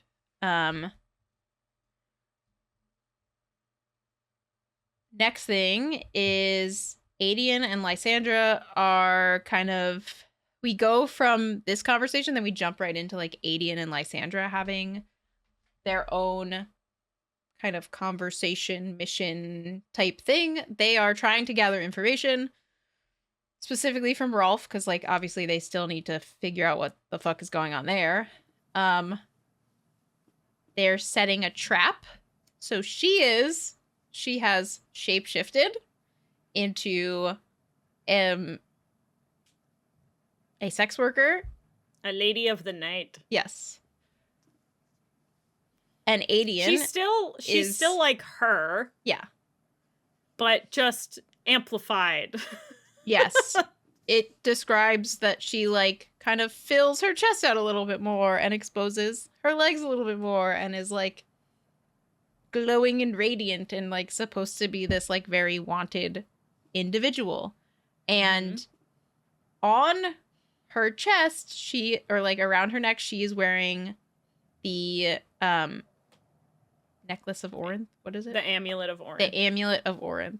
Yeah. Which the whole goal is that Rolfe will see something of magic on his little arm map, and they're trying to figure out if the map still works. So, like, the main purpose of this is to see if the map works by baiting him with magic. Which, kind of smart. Clever, I love it. In this section, Adian and Lysandra, like, have a very long discussion about a bunch of random shit that I think is very good and they needed to talk about, and it gives us a little bit more inside both of their minds, which I think is cool. So Adian's whole part of this mission is he is just a man that is taking advantage of his ability to work with a sex worker. And so he's, like, nuzzled up on her. And they're talking, like, very close. His, like, face is by her neck. He's looking at her boobs. This is just... She kind of, like, the whole catches him and starts with him, like, thinking about the amulet around her neck and looking at the amulet, and she just goes admiring the view because it's basically just nestled in between her breasts. And he's like, sorry. My bad. They talk about how he doesn't really think that this trap is going to work. Like, he doesn't believe the map works still. He doesn't know if Rolfe is going to come and actually, like, fall for it.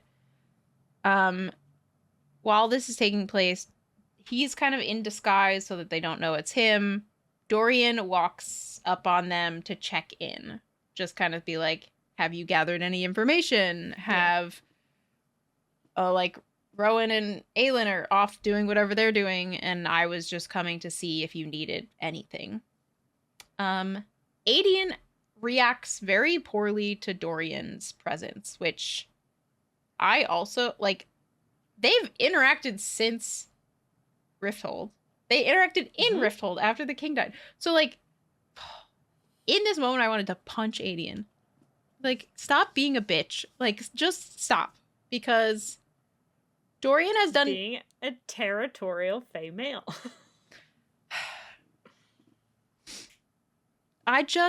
So he pretty much is, like, snapping responses at Dorian. And Dorian's like, Mhm. doesn't really know what's going on. Asking questions. After Dorian leaves, Lysandra is like, the fuck is wrong with you? And he's like, I knew him before. Like, blah, blah, blah. He was a shitty teen. Well, And she's like, he yeah, no blames him shit. She was a too. teenager. That's true. He blames him from, like, being aloof beforehand, and then also, like, is got trauma from him being fucking down in the dungeons at the same time that Dorian was, you know, literally under control. And Lysandra is like, that's not fucking fair. I love Lysandra's reaction to it. Oh, yeah, 100%. She says, he was enslaved. He was tortured for months, not just by his father, but by that thing inside of him. He was violated, and even if you can't drop forgiveness for stabbing Aelin against his own will, then try and have some compassion for that. And that, like, fucking shuts Adian up, because he's like, God damn you and your good points. He, like, tries to retort and talk about, like, I knew him when he was a reckless, arrogant, and she's just like, I don't really give a shit. Like, you are being an asshole, and you're, like, holding shit against him that he obviously, one, isn't anymore, and two, that he didn't have any control over while he was literally not able to control his own body. Yeah. She responds, I knew your queen as the same. We were children then. We are allowed to make mistakes to figure out who we wish to be. If you will allow Aelin the gift of your acceptance, you should also allow him the same gift. She alludes to. She also says Aelin forgave him. Yeah. Aelin never once held it against him. It's like, just fucking be better. Get your shit together. I just like, Adian snarled at her. Lysandra snarled right back and held his stare, with the face not trained or built for bedrooms, but the true one beneath, wild and unbroken and indomitable. No matter what body she wore, she was the staghorn's given form, the heart of Oakwald. She's like, so good. You fucking love Lysandra. She doesn't give him an inch either, because he says, I'll try, and she says, try harder, try better. So good. He then tries to, like, pull rank, which he's response... so dumb. He's digging it fucking deeper and deeper. I don't know where he thinks he's going with this. Yeah. He goes, there's an order and rank in our court, lady, and last I checked, you were not number 3. You don't give me commands. And, of course, Lysandra bites back saying, this isn't a battlefield. Any ranks are formalities. And the last I checked, she poked his chest, you weren't pathetic enough to enforce rank to hide from being in the wrong. She's like, so good. Let's go, Lysandra. Fuck you, Adian. Being an asshole. They shift conversations so fucking fast because she touches him and she does not touch people, especially men. And, like, it freaked her out a little bit. She, like, immediately, like, steps back and is like, never mind. And then changes the subject immediately and is like, so do you want to meet your dad? And I love the conversation that they have because he goes from being a real shit to, like, actually being very vulnerable and honest with her. Like, he does talk to her openly, which I really like. And one of the things he asks is, like, did he seem like he wanted to meet me? Which was so cute. And she says, I think he was, like, ready to bite Aelin's head off for, like, not immediately telling him where you were. And then Adian gets pissed because he thinks that he insulted Aelin and would be, like, so mad at that. Which was so great. Yeah, he also asks... Yeah, he also... Okay, go ahead. He also kind of asks if she gets the idea that if he meets with Gabriel, it'll persuade them to, like, help their cause. And Lysandra pretty much says Aelin would never force you to do that. If you chose to like want to meet your father, that's fine. Aelin will back you. If you choose that you do not want to meet him, she will not give a shit. Like, she'll figure something else out, which I also thought was, like, perfect. And needed to be said, because we know how the men in this book react to everything. And they feel like the whole world is on their shoulders and their shoulders alone. Mm-hmm. But yes, they're interrupted. They hear footsteps, but they're not heavy footsteps. So we realize that it's not Rolfe that's going to stumble upon them. It is his barmaid that shows up. And of course, Lysandra pivots, and it was like, you could have next turn. And she's like, no. Just kidding. No, I'm okay. That's okay. I'm good. No one else comes back. Like, the maid kind of scurries away, and they wait to see if, like, anybody else is going to show up. No one does.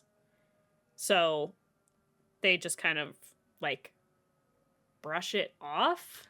They have the conversation. They have the conversation of, do you think she was sent? Yeah. And they were like, maybe she didn't know what she was looking for, and Rolfe just told her to, like, go see what's up over there, like, see what's over there. Yeah, because we don't have a good idea of, like, what exactly does it show. Like, it doesn't necessarily pop up on his arm and say, like, Amulet of Orinth, this is what this does. Yeah. So it could just, like, be a pulsating thing. Like, X marks the spot. Don't know what it is. I mean, he is a pirate, of value. So. Yeah. So they like wrap up and they're like, all right, whatever, we're going home. And they go back to the Ocean Rose. As they're kind of making their way back, Adian asks if tomorrow morning Lysandra will go with him to meet his father. Oh, that was cute. And she was quiet for a moment before she said, "You really want me to go with you? If you wouldn't mind, yes, I want you there." She didn't respond. He opened his mouth, but steps sounded. That was when the barmaid showed up. But they just have this cute little thing, and she said she'd go with him. It's so sweet. And he wanted her there. Yeah. This is the first time that she probably felt wanted in a long time. Like, wanted to be a part of something. And not, like, some sort of obligation to be there. Mm-hmm. Yeah, it's sweet. Yeah, I just really like that he starts it off with, "If you wouldn't mind, yes, I want you there." So it's not like, I need you to go with me as, like, part of, like, being a team or whatever. He just wants her there to be a support to him, which is so cute. We love when men ask for help. Or just, you know, don't suck. Yeah, that too. For like 10 minutes. Just, please. Mm-hmm. That is where we leave the dream team for this episode. We go back to Tower of Dawn. Mm-hmm. We have a decent chunk of Tower of Dawn to talk about still, which is nice.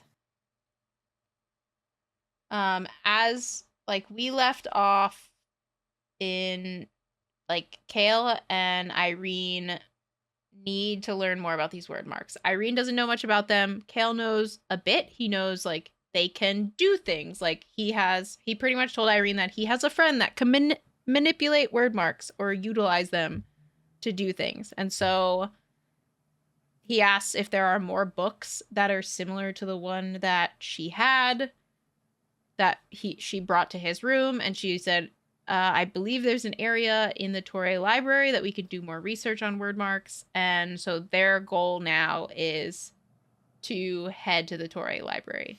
I am now realizing that it auto-corrected her name to Nausea when I typed it in my phone. So I have no idea what that woman's name is. Nausea? That's so funny. Shit. I tried to be don't- helpful to myself It's not Nezra. and put her name down. It's not. No. Oh. It's the No. head I know, I'm librarian. trying to remember. Nusha. Sounds right. My phone auto-corrected it to Nausea. They make it over to the Torre library, and Nusha, who's the head librarian, is kind of at her desk. Like she's packing up to go, and Yrene asks her, "Do you remember like the tomes that you gave me last time I was here? Can you show me where those were? I'm looking for something similar." And so she kind of like rolls her eyes. She's like, "Yeah, whatever, sure. I'll show you." Because you get this idea that she's like this cranky old lady who like could not be bothered. So they go and keep kind of moving like through the library, and as they're going through, Irene's kind of noticing like, oh, we're going like pretty far back in the library, and is like, how did you know these were here? And she kind of scoffs like, I know where everything is. Like, what do you mean? I did research and I found it. Like, what? Of course. Hello? Which I think is hilarious. I did my job. Yeah. It's like the first character within the Torre that is like has some kind of like sass too, that's described to be a little like sassy, which I think is great. He brings up the royal library too and says that like the Torre library would give Rifthold's library a run for their money Yeah. because it's like many times larger, and he asks a bunch of questions kind of about the library and like how it came to be. Yrene mentions that the library is 1,500 years old and that it was a gift from an ancient queen to the healers after they saved her child's life. So it was like a present, pretty much. They wanted the healers to have a place where they could live and work and store their knowledge that they was just like fully sponsored. Yeah. So they go down into the library to get more information. They end up talking about why healers, because they targeted healers and they targeted magic in general, but the healers were the ones that were basically like taken out first, like her mother.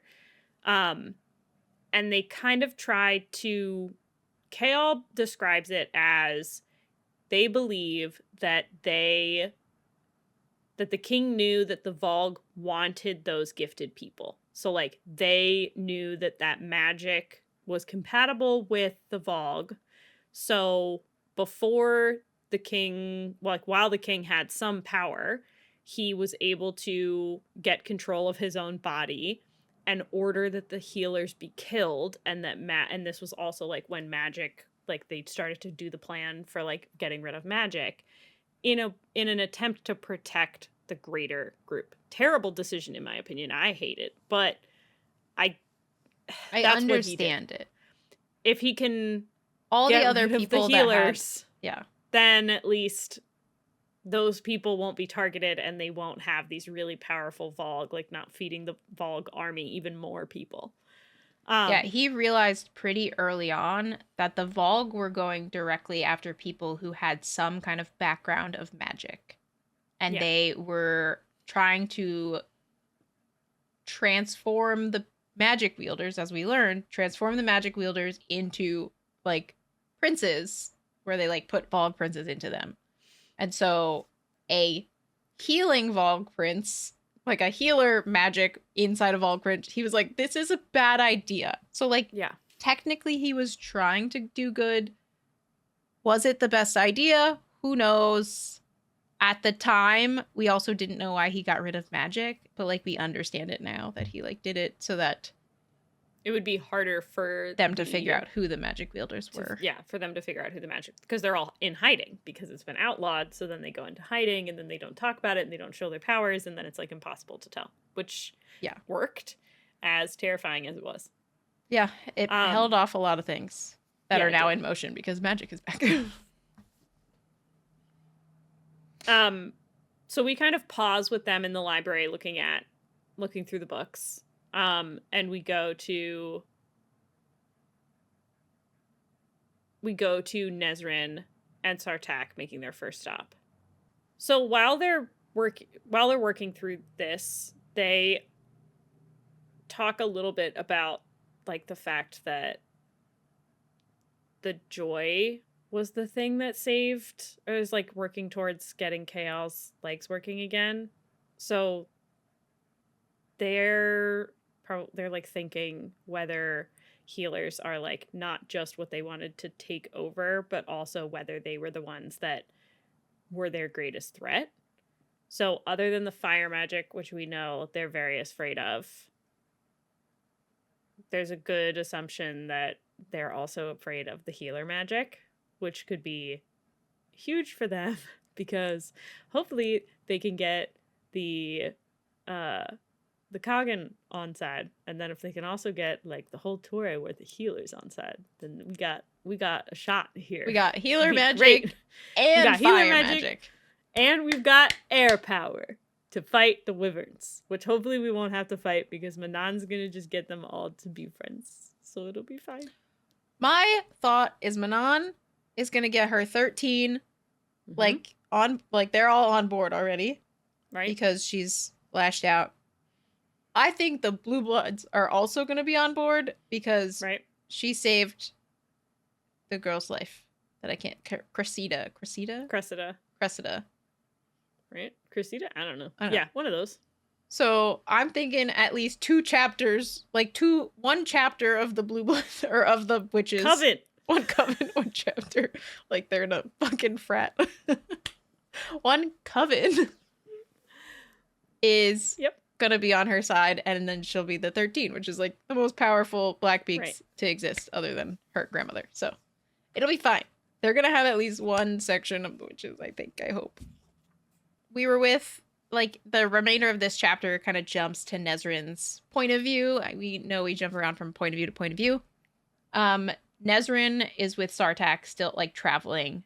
It is noted that it's gonna take days to get to this camp, so they have made their first pit stop to camp out for the night. Mm-hmm. In this time, they obviously are chatting, they have dinner, the Rook kind of takes a nap, which I also thought was, like, very cute. So cute. Nezrin, like, talks about her kind of, like, she knows this is her stop, and she's, like, she doesn't need to eat because they pit stopped for her to eat, and now she's just, like, sleep so that I'm ready to go in the morning. I think one thing that, like, Nezrin has not been in, like, the thick of it fully. Like, she went against the Vogue kind of going through Rifthold, which, like, at the time was, like, her thick of it. But, like, in the grand scheme of, like, war and being ready to, like, get the fuck out as quickly as possible, she hasn't had to really experience that yet. So, there were 2 different things that she, like, noted upon, and it was she went to go take the harness off of Cadre, and Sartak was like, no, you leave that, because if we get ambushed, we need to be able to hop on her back and just fucking book it. And then the second thing is, it started to get dark, and she noted about the campfire of, like, are you not going to make a fire? And he's like, we have extra blankets. If we put a fire here, it is a beacon for anyone around us. And she was like, we are miles, hundreds of miles away from anything. You really think we're gonna get, like, ambushed? And then she was like, oh yeah, there's wyverns that, like, could also just do exactly what we did and could potentially fly faster. So then she starts asking him a bit about rooks, and he's asking her about wyverns, and she describes the wyverns to him as being, like, 2 to 3 times the size of the rook that they flew on. So it's like, oh, okay, if a wyvern showed up, it's a good chance they could be fucked. Just 1 singular. And then they fly in, like, groups, because that's how the witches are broken up. They're broken up into these, like, teams of witches. So they talk about that a bit. She asks a couple questions about him, and of course he has, like, a little smart remark of, like, haven't you heard about me? Like, I thought you heard about me. And she's like, so what have you heard about me? Like, to counter him. And she said, not even that I took out, I saved the life of a shapeshifter by bow and arrow, pretty much. And he implies that he has heard about her. And up until he knew her name, he called her, I don't know how to say that, Neith's Arrow? I didn't actually listen to the audiobook. It's Neith's Arrow. He called her Neith's Arrow, which is the goddess of archery and the hunt, which I thought was like such... I think Nesrin needed a pick-me-up, honestly. And I think this was a nice little, like... She didn't want glory or fame for doing what she was doing, but it also, like, felt good to be recognized. And, like, she, in this moment, is feeling, like, second, because Chaol has always gone back to her after someone else has said, like, nah. So for her to be, like, the forefront of a thought in Sartak's mind, like, makes her feel good, which I think is great. He says, that's what my spies called you and what I called you until you arrived. Neith's Arrow. Yeah. I think it's cool. The way that it's worded, I love. It's like, it's what I called you until you arrived. And then you were Nesrin. It's so cute. So we cut back to Chaol and Yrene. They, like, finished up at the library. They ate in the Torre kitchens. And then Chaol stays the night at the Torre rather than going back. He, like, thanks Yrene for everything that they've been working on and everything that she's been doing, and then she, like, goes off to bed. The next day, Yrene was supposed to meet Chaol for lunch around the palace, and when Chaol gets back, he, like, runs into Shen, and Shen is, like, literally like putting his arm back on, because we find out that Shen has lost his arm. And surprise, surprise, Chaol had no idea. And Chaol makes the split second thing of like, Chaol, come on, you be better, just a little bit better. Chaol makes the like initial flinch of like Shen goes to help him, and Chaol like doesn't trust him now. Because he knows that his arm isn't, like, a real arm. And Shen's like, could lift you perfectly fine before you knew, bud. So, let's go. Get back on. And Chaol, like, immediately checks himself, is like, yeah, shit, you're right. And, like, kind of goes on about his day. But, like, he notices that he has this arm, and they, like, have a conversation about, like, yeah, I lost my arm, and it was one of the first, like, big healings that Yrene did, and she helped me, like, come back from it, and now he's in the position that he's in. Like, he is where, ideally, Chaol, I think, would never have seen himself being. Yeah. Like, he can't see himself, even the way that he is now, holding any sort of position like that.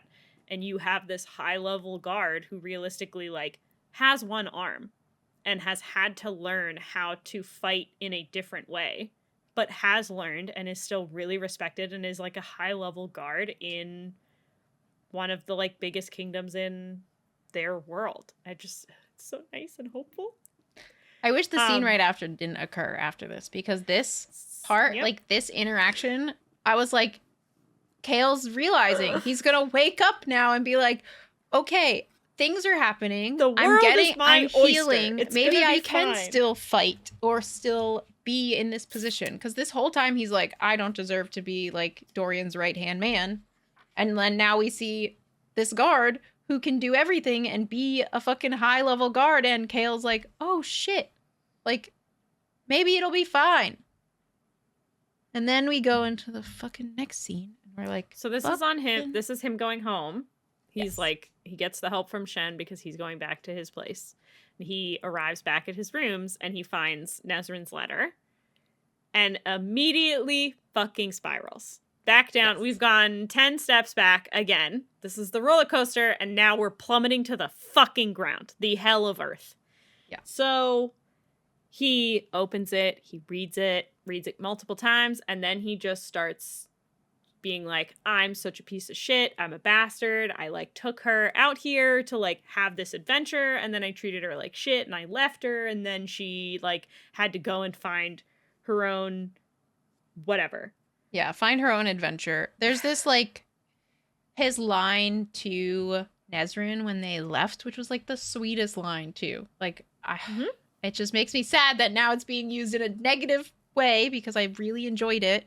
It was like, Nezrin, Falik, let's go on an adventure kind of thing. Like something along those lines. Like, let's go. Let's have an adventure. Let's have an adventure together.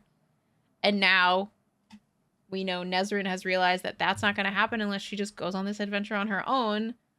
And they're Chaol having now a just separate like adventure. It's they're not on the adventure. That's okay. Yeah. But I hate him because he then of his course line, takes it the out. line says she might not hold him to any promises, but he held himself to them. What? Why? Why are we why? Why? For what reason? This is where his honor like really fucking pisses me off.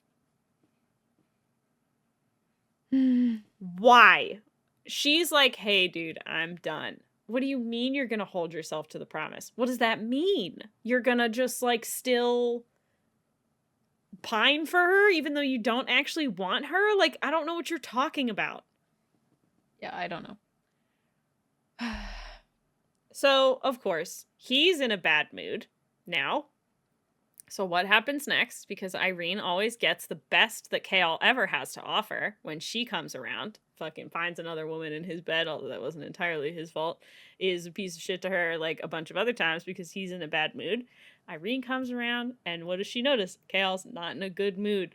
And she's like, this is weird. He's like What trying happened? to be like, okay, let's go do your healing. And he's like, fine, whatever, I'm fine here in the chair. She's like, all right, like, do you want help? He's like, yeah, sure, whatever, fine. It's like, okay, what are we doing? What's going on? And she like asks him like happened. 4 or 5 different times, like, are you okay? He says, what is wrong? What happened? Nothing. Literally, Nothing he says happened. the word nothing. You're fucking stupid. Yeah, so her note here says 10 steps back, he has moved.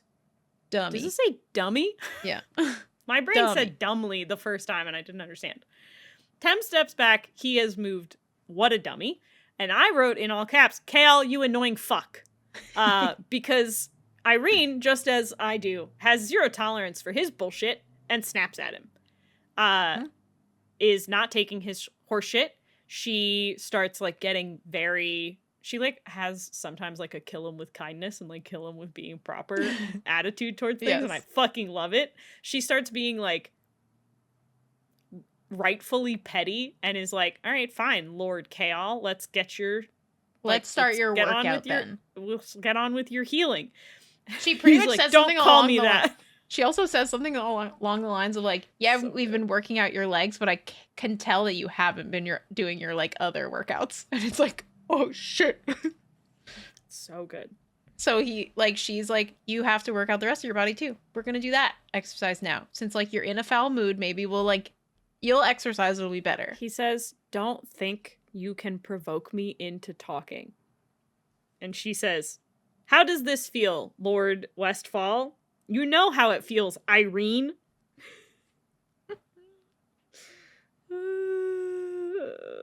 Jesus Christ. So they have a whole fight. He's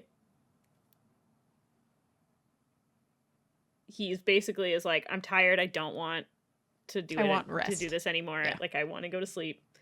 And she's like, resting doesn't seem like your style at all. And he says, get out. You may command men and servants, Lord Westfall, but I do not answer to you. I'll have food sent in, things to help pack on the muscle. I know what to eat. Yes, but I've actually studied the subject. I'll see you bright and early tomorrow, Lord. Don't call me that. She shrugged. I think I'll call you whatever I want.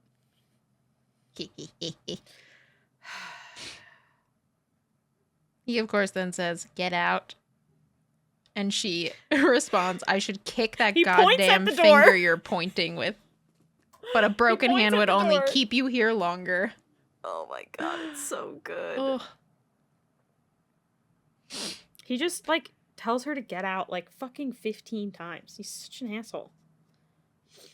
In his internal dialogue, he kind of is like, realizing he doesn't want to say something nasty to her because, like, he is being nasty, but, like, Right. doesn't actually feel nasty towards her. So he's just like, get out. I don't want to feel my feelings. Just get out, get out, get out, get out, kind of thing. So Yrene eventually leaves. She's pissed. She's storming off, and she goes, Can't figure out what went wrong. yeah, has no idea what's happening. She goes through, like, a list of things, like, in her head of, like, did I say something wrong last night before bed? He was smiling. Maybe it was the person that escorted him back to the palace. Like, maybe they said something. Maybe something happened here at the palace, like, when he got back. Like, was it him getting off of his horse? Like, literally went through all the scenarios of things that he's been pissed about in the past.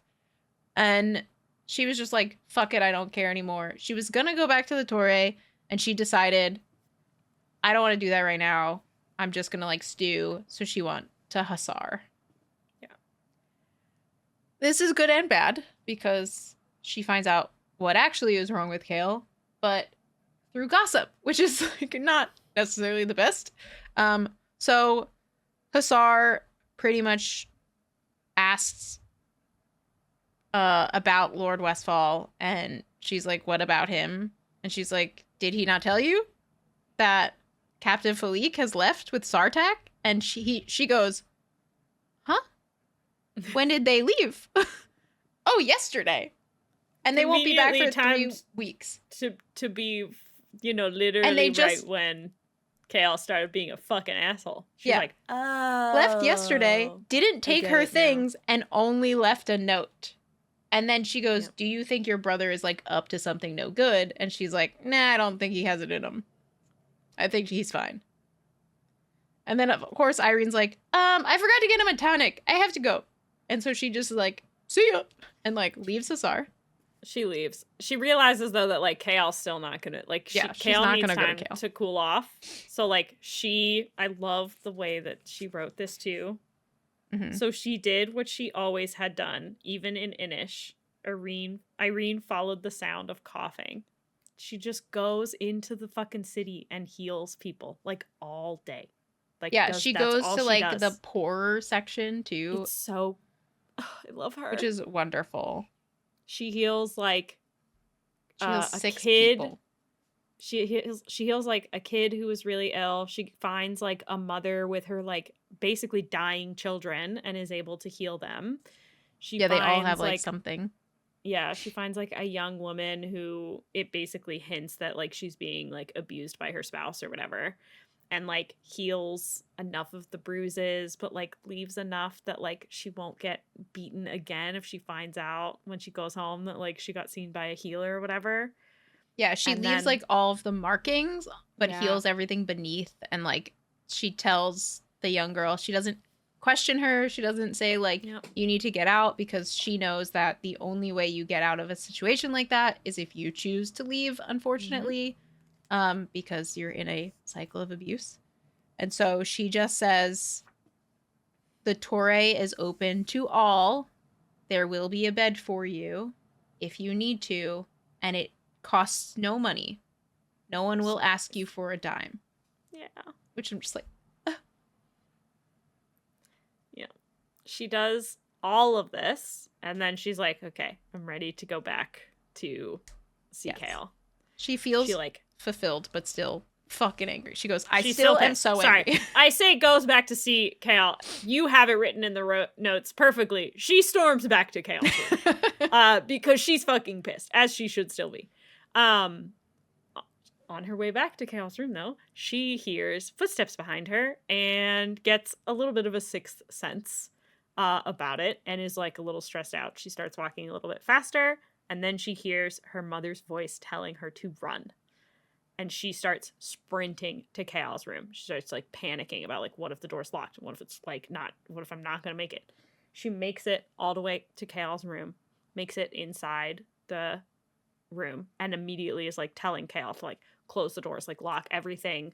Like get back in your room. Obviously, after him, they, like, close, like, the outer doors, and then, like, she goes into his room specifically, and then they close those doors, and, like, Chaol is, like, on alert, ready to go, is, like, grabs a weapon, like tells gets her, Yrene move the to try dresser to to like do this, right, like move the move the armoire, dresser like, into the house, into the doorway because he can't do it. Gives her a weapon, and she's like, I don't want this. Like the whole time that this is happening, like there is something banging on the outside door, like trying to get in. yeah.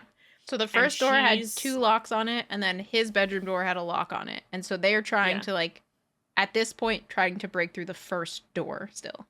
Yeah. So they're, like, getting prepared. She's panicking. Chaol is so calm. He is, like, in, like, warrior mode. He is just trying to get her through this. His whole plan is to just, he's, like, doing the calculation in his head. He knows that if they make it in, he's not making it out of there alive. So all his goal is to just be able to buy her enough time to, like, if they get in, to be able to get her out.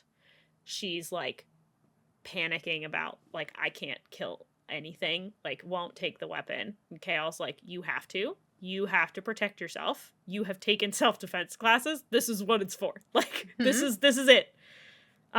She knows what to do. And Chaol just does a really good job of, like, calming her down, not panicking in the situation, and just being like, this is the reality of where we are. This is what we're going to have to do. They make it through the first set of doors and make it up to the bedroom door. And they start so creepily calling Yrene's name. Yrene. So just over and over again. It's horrifying. Like, I listened to the audiobook. Chills. Like, it's scary shit. Not that I have a great tolerance for scary things. True. Thank Very God true. I didn't read this at night, because this genuinely would have made me not be able to sleep. It was terrifying.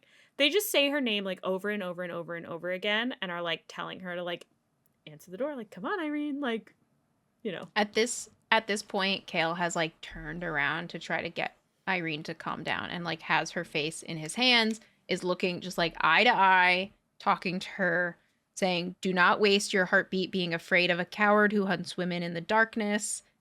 Your fear grants it power over you, because, like, he knows how the vault works. If you are scared, they will thrive, and that is exactly what it is. And I think the best thing that he says, Chaol stopped before her, took her face in his hands, his back wholly to the door now, even though she knew he monitored every sound and movement behind it. I am not afraid, he said softly, but not weakly, and neither should you be. And it gave me the same, like, Sam feeling. Where, nice. And then at the end, Aelin goes, I am Aelin Galathinius, and I am not afraid. Yeah. And I was just like, yes! Yes!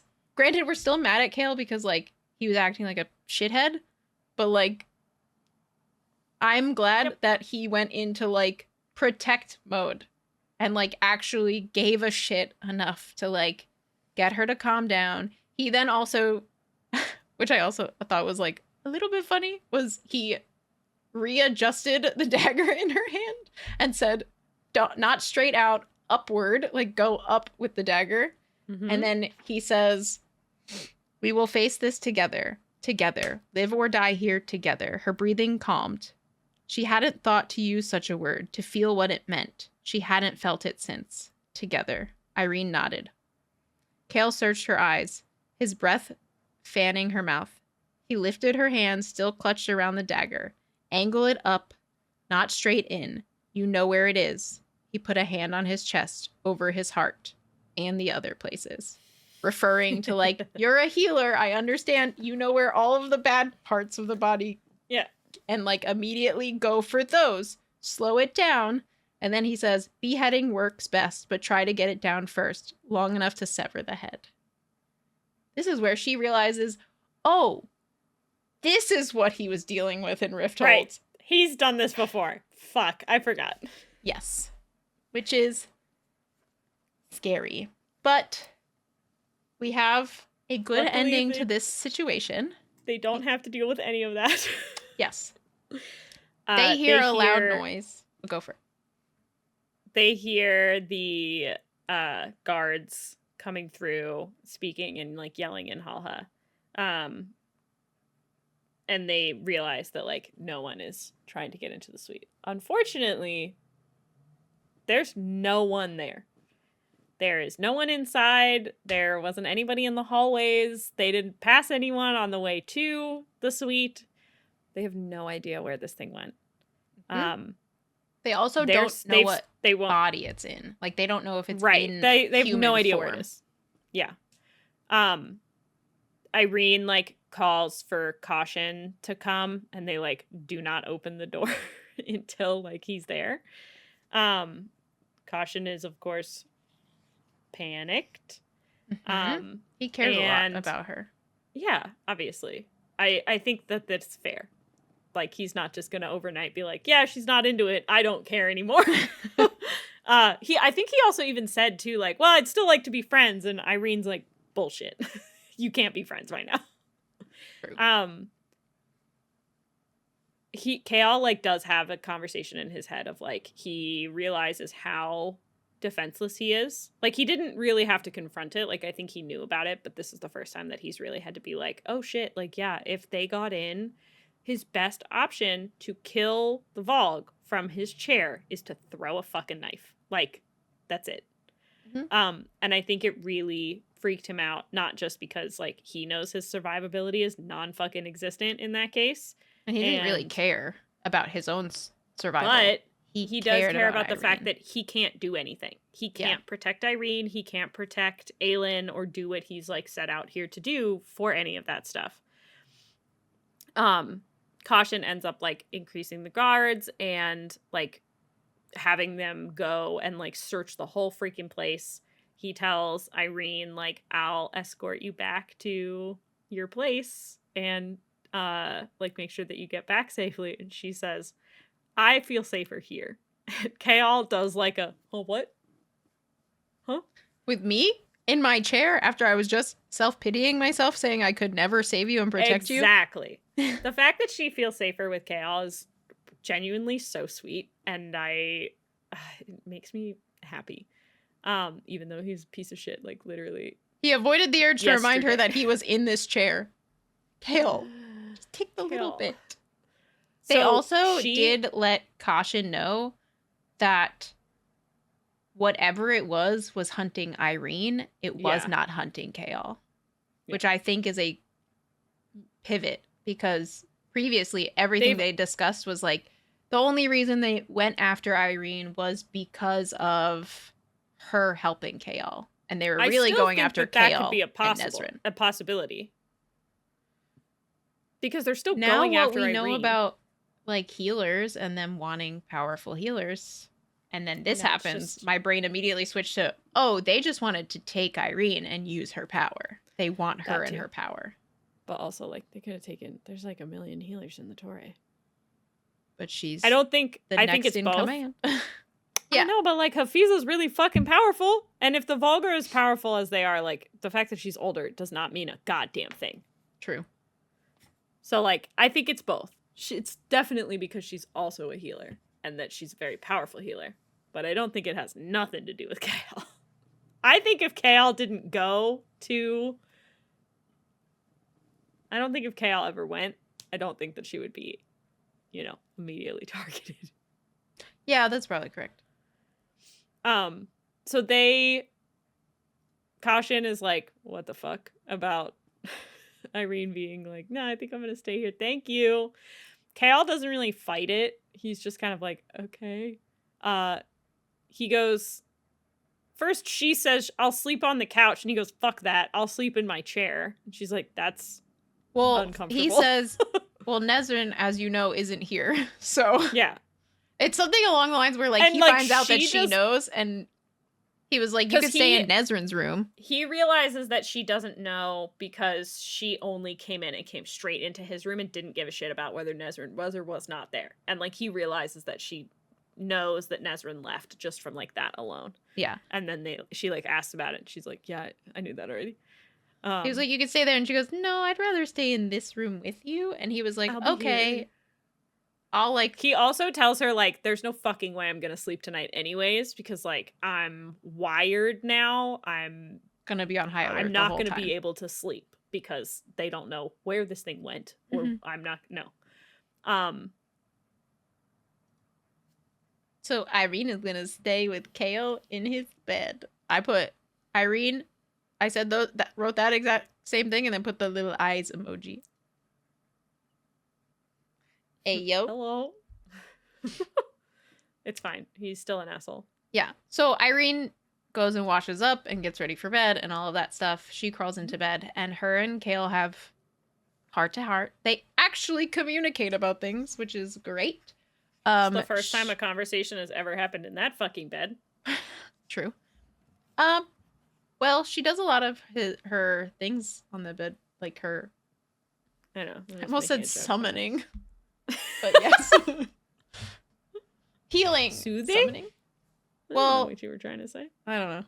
Anywho, I don't know. She asks about kind of killing as a general thing, like what it feels like to do that. Like when he pretty much says like I hadn't killed anyone until like a year ago.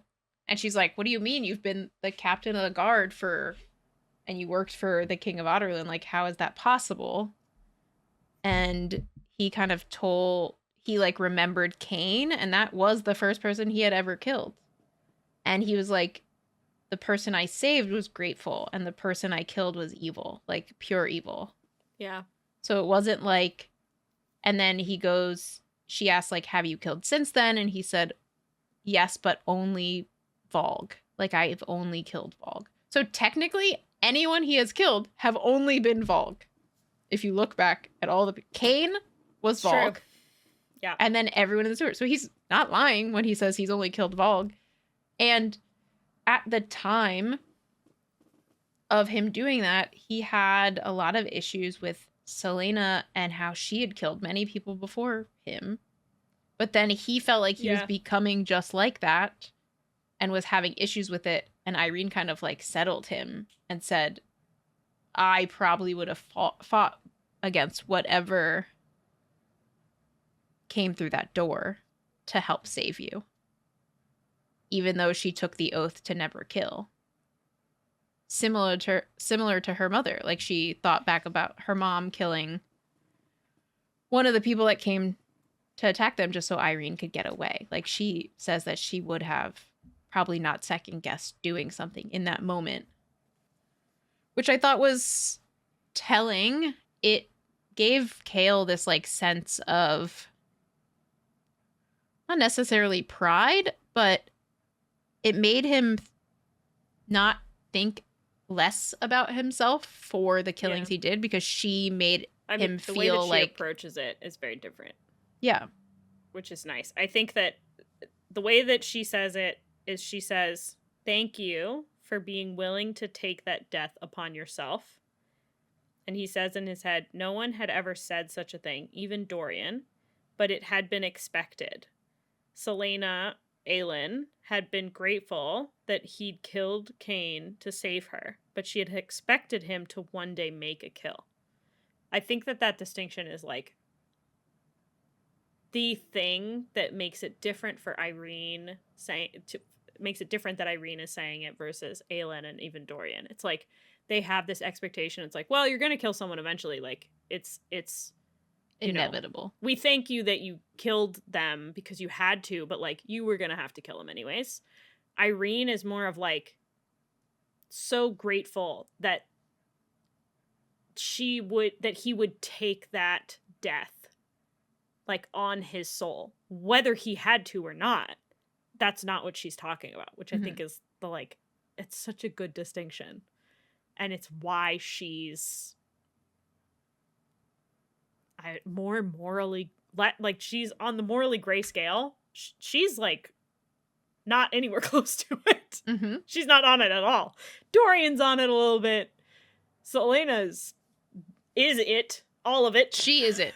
Period. She is it. She is morally gray. Book Talk and, Instagram and whatever. Anyone listening to this knows what's going on. They all know, everybody wants the morally gray guy that at the end of the day will burn the world down to save you. Celaena's definitely that bitch. She is literally could burn the world down. She threatened all of, yep, there she is, fire-breathing Bitch Queen. She literally threatened the entirety of Maeve's, all of her people. Yep, just like, everyone. I'll just burn them down. She's like, maybe I can't burn your home, but all the houses out there that are not made of stone, definitely can burn those. Yrene is like, I'm never going to be happy that you killed someone, but I will be grateful for you that you would do it rather than me. Like, he would do it to save her from having to. Yeah. Not to save her. Yep. Necessarily. It would be a combination of the two, good. But he would make the strike. But that's not the main reason. Yeah. That's why I think it's so, I think that's so cute. I love it. So during their conversation, they kind of get a lull after this, and he is thinking back to all of the rebels that he saved and all of the people that, like, he stopped thinking in the killings that he had done of the Vogue in a negative light. He now is thinking of them like, I helped save these people, the people of Rifthold. Me and these rebels were able to go and take on these Vogue, and like, we were doing a good service. So like, he's starting to think of those as not just being like brutal murders of people. Like, he was saving the people that were taken over by the Vogue as well from suffering. So like, it's like switching the way his brain is kind of functioning. He has a little pride and relief when he's looking at it this way. Yrene also mentions that she's sorry that Nezrin left. And Chaol responds, I promised her an adventure. She deserved to go on one. Yrene was quiet. What about you? What do you deserve? Nothing. I deserve nothing. I don't agree at all, she murmured. I was given enough and squandered it. Chaol looked over at her, but Irene's face was softened with sleep, her breathing steady. He watched her for a long while. It's just, he still doesn't believe he deserves happiness, which is like really sad. Because like, even though he has been shitty, he still deserves to be happy. And he deserves the like goodness that Yrene is pushing towards him. Even though I like to think a lot of the sourness right now is because he has some bullshit inside of him that is feeding off the sourness. So like, it's feeding off of it. So it's like, yes, keep thinking these negative thoughts. Keep thinking these negative thoughts. You're trying to give him the out that the magic is making us be an asshole. Just in this moment. But he was still an ass before. Gotcha. You know, I don't hate that. It's more of this idea that like, because it's feeding off of it, it is, when he has these negative thoughts, it's just cyclical. It's just happening over and over. He's having the same sequence of thoughts like over and over. Yeah. It's feeding off of his depression. We all have an evil thing inside of us. It's called depression. Yes. It's feeding off of his depression. And so that, because now he's trying to have good thoughts to like interject in it, to like break the cycle. Maybe he can help beat the shit inside of him if he starts thinking about like good things too. So Yrene slept. Chaol maybe dozed for an hour or two. Did not sleep well. He like very early decides, I'm gonna go. And he kind of looks at the guards around that are guarding his door and is like, pretty much asks him for directions, and they knew exactly where he wanted to go, which I thought was so fantastic. He shows up at the guard training area. Chaol, and I wrote, these are my own notes. Chaol is replacing bad memories with good ones. And he went and he was talking. He like saw one of the guards who was older and remembered. He said one of the guards he did not know approached him, older and grayer than the rest, like Brullo. His former His former instructor and weapons master, dead, hanging from those gates. Chaol pushed away the image, replaced it with the healer still asleep in his bed. how she had looked when she declared to the prince, the world, that she felt safer there with him. He's trying. So cute.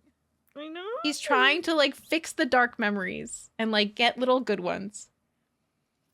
Chaol talked to this gentleman after the guard was like, hey, what's up? What are you doing here? Chaol said, I've trained in Rifthold and I have learned everything there. Chaol asked to learn what the guard knew fighting-wise, like what they had been taught in Antica, to try to have another, like, leg up, which is very much giving me Selena traveling to all of these places to learn how to fight in the Red Desert. He also notes that, like, they found ways for Chaol to do their exercises either with someone bracing his feet or modified versions from the chair. He had indeed worked with Shen a year ago. Many of the guards had. They all banded together, assisting Shen in any way they could with the reorienting of his body, his way of fighting, during those long months of recovery. Not one of them stared or laughed. Not one of them whispered. They were all too busy, too tired to bother anyway. The sun rose over the courtyard, and they still worked. Still, Hashim showed him new ways to strike with a blade, how to disarm an opponent. They're all just like, yeah, cool, come on in. Like, we'll train with you. We'll figure it out. If you can't do something that we're trying to do, like, we'll figure out a way to do it with you from your chair. And he goes and does this training all day to, like, learn a different way of fighting. He goes back to Yrene, and they do another, a like, 6-hour session. 6 hours of him healing, and then he goes back every morning to train. I just wrote all caps. Yay, Chaol! She wanted to end one chapter earlier, and I texted her and was like, I think you need to read one more chapter. If only to give everyone the joy of ending on the high of yes. Yay, Chaol is healing. He was a little bit of an asshole, but it's fine because he had a breakthrough. He was an asshole, and then he almost fucking died, and then he was like, all right, I gotta get my shit together because I'm fucking defenseless, and I feel like if Shen can be a guard, then maybe I can do something too. So, yeah, basically Nesrin's letter just threw threw a wrench. But Chaol maybe that's why, like, after about it. Okay, I'm gonna give myself a hard time. Oh, wow, okay. Because I had read all of this prior to us talking about her letter. And, like, at first the letter annoyed me, but, like, I didn't really care. After this, like, because of what it fucking caused, I was just like, come on, you should know better. Oh, I see. So I'm thinking that, like, you want her to not do it because she should have realized that he was going to be a shitty person about it. Not even just that. It should have been like, hey, Nesrin, you also, like, be the... I wanted her to, like, not... That, it felt like it was stooping to his level. She wanted him to be better than Chaol, than pull a Chaol. Yeah, no, I'm on board. That's really it. Would it have felt better if she was like, hey, you won't fucking talk to me. We're done. Goodbye. I'm going on a rook now. That would have been a great conversation. I would have absolutely loved to have that conversation. I wanted her to yell at him. No, yeah, that's fair. I also want to yell at him. So, like, I'm good with I wanted her to be like, you're a piece of shit. I'm going on an adventure with Sartek. Do not hold me to anything because I will not be holding you to anything. Okay, your frustration about the letter makes way more sense to me now because I genuinely was struggling for a little bit there, being like, why are you so annoyed with her about writing a letter? It's because you didn't get the, like, Chaol, what the fuck conversation. I needed a Chaol, what the fuck. I'm standing up for myself. I wanted her to stand up for herself. That's what Yrene does. She is a badass bitch, and so I wanted her to be a badass bitch. Right? At the beginning, when it's, like, her and Selena, like, before she knew Selena was Aelin, and, like, well, they kind of knew, but, like, didn't really fully know, and, like, they were becoming friends, and, like, then she kind of, like, yeah, I'm Aelin, that's kind of me. They, is like, apathetic. That's, like, doesn't really care or isn't like super emotional about it. Maybe. I think that's what when she talks about her relationships, she's like apathetic about her relationships, or more apathetic than most of the other characters in the book. So when it comes to like her having that big, like, she just doesn't talk to them like that. That's true. I mean, even when she has conversations with Sartak, they're like chill, monotone. They like communicate. I don't know. Like, they're not a drama. She's not a drama person. No, I was more of thinking like when she met Aelin, I feel like when the two of them were in a conversation, Aelin was like hyping her up, and like it made her like feel like she could do and say things. You wanted her to have her empower moment. She didn't get it. Yeah. Yeah. Because I like her as a character. I think she's fucking badass. I know there's so much left. There's so much time for that to happen. And so, for those obviously reading Tandemly with us, we have now finished part 1 of Tower of Dawn. We have not finished part 1 of Empire of Storm. That means some shit's gonna happen. Because usually a part 2 signifies something. And part 2 is named Mountains and Seas. Don't know what that means. Probably very ominous. She's making a face, so it's definitely ominous. I'm not making that much of a face. I'm making a face of, those are words.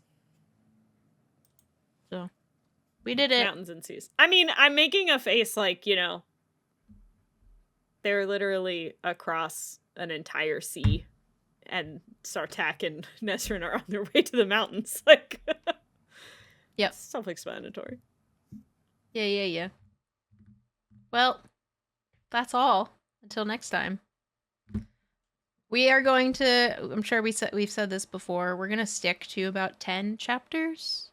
We will have in our descriptions the chapters that we're covering for each episode. So if you have not read that far, or if you want to read along with us, you can wait to watch until after you've read. Thank you for checking out this episode, and we hope you enjoy your time here. You can find us at the Smut Peddlers on YouTube, Instagram, and TikTok for additional content. Goodbye!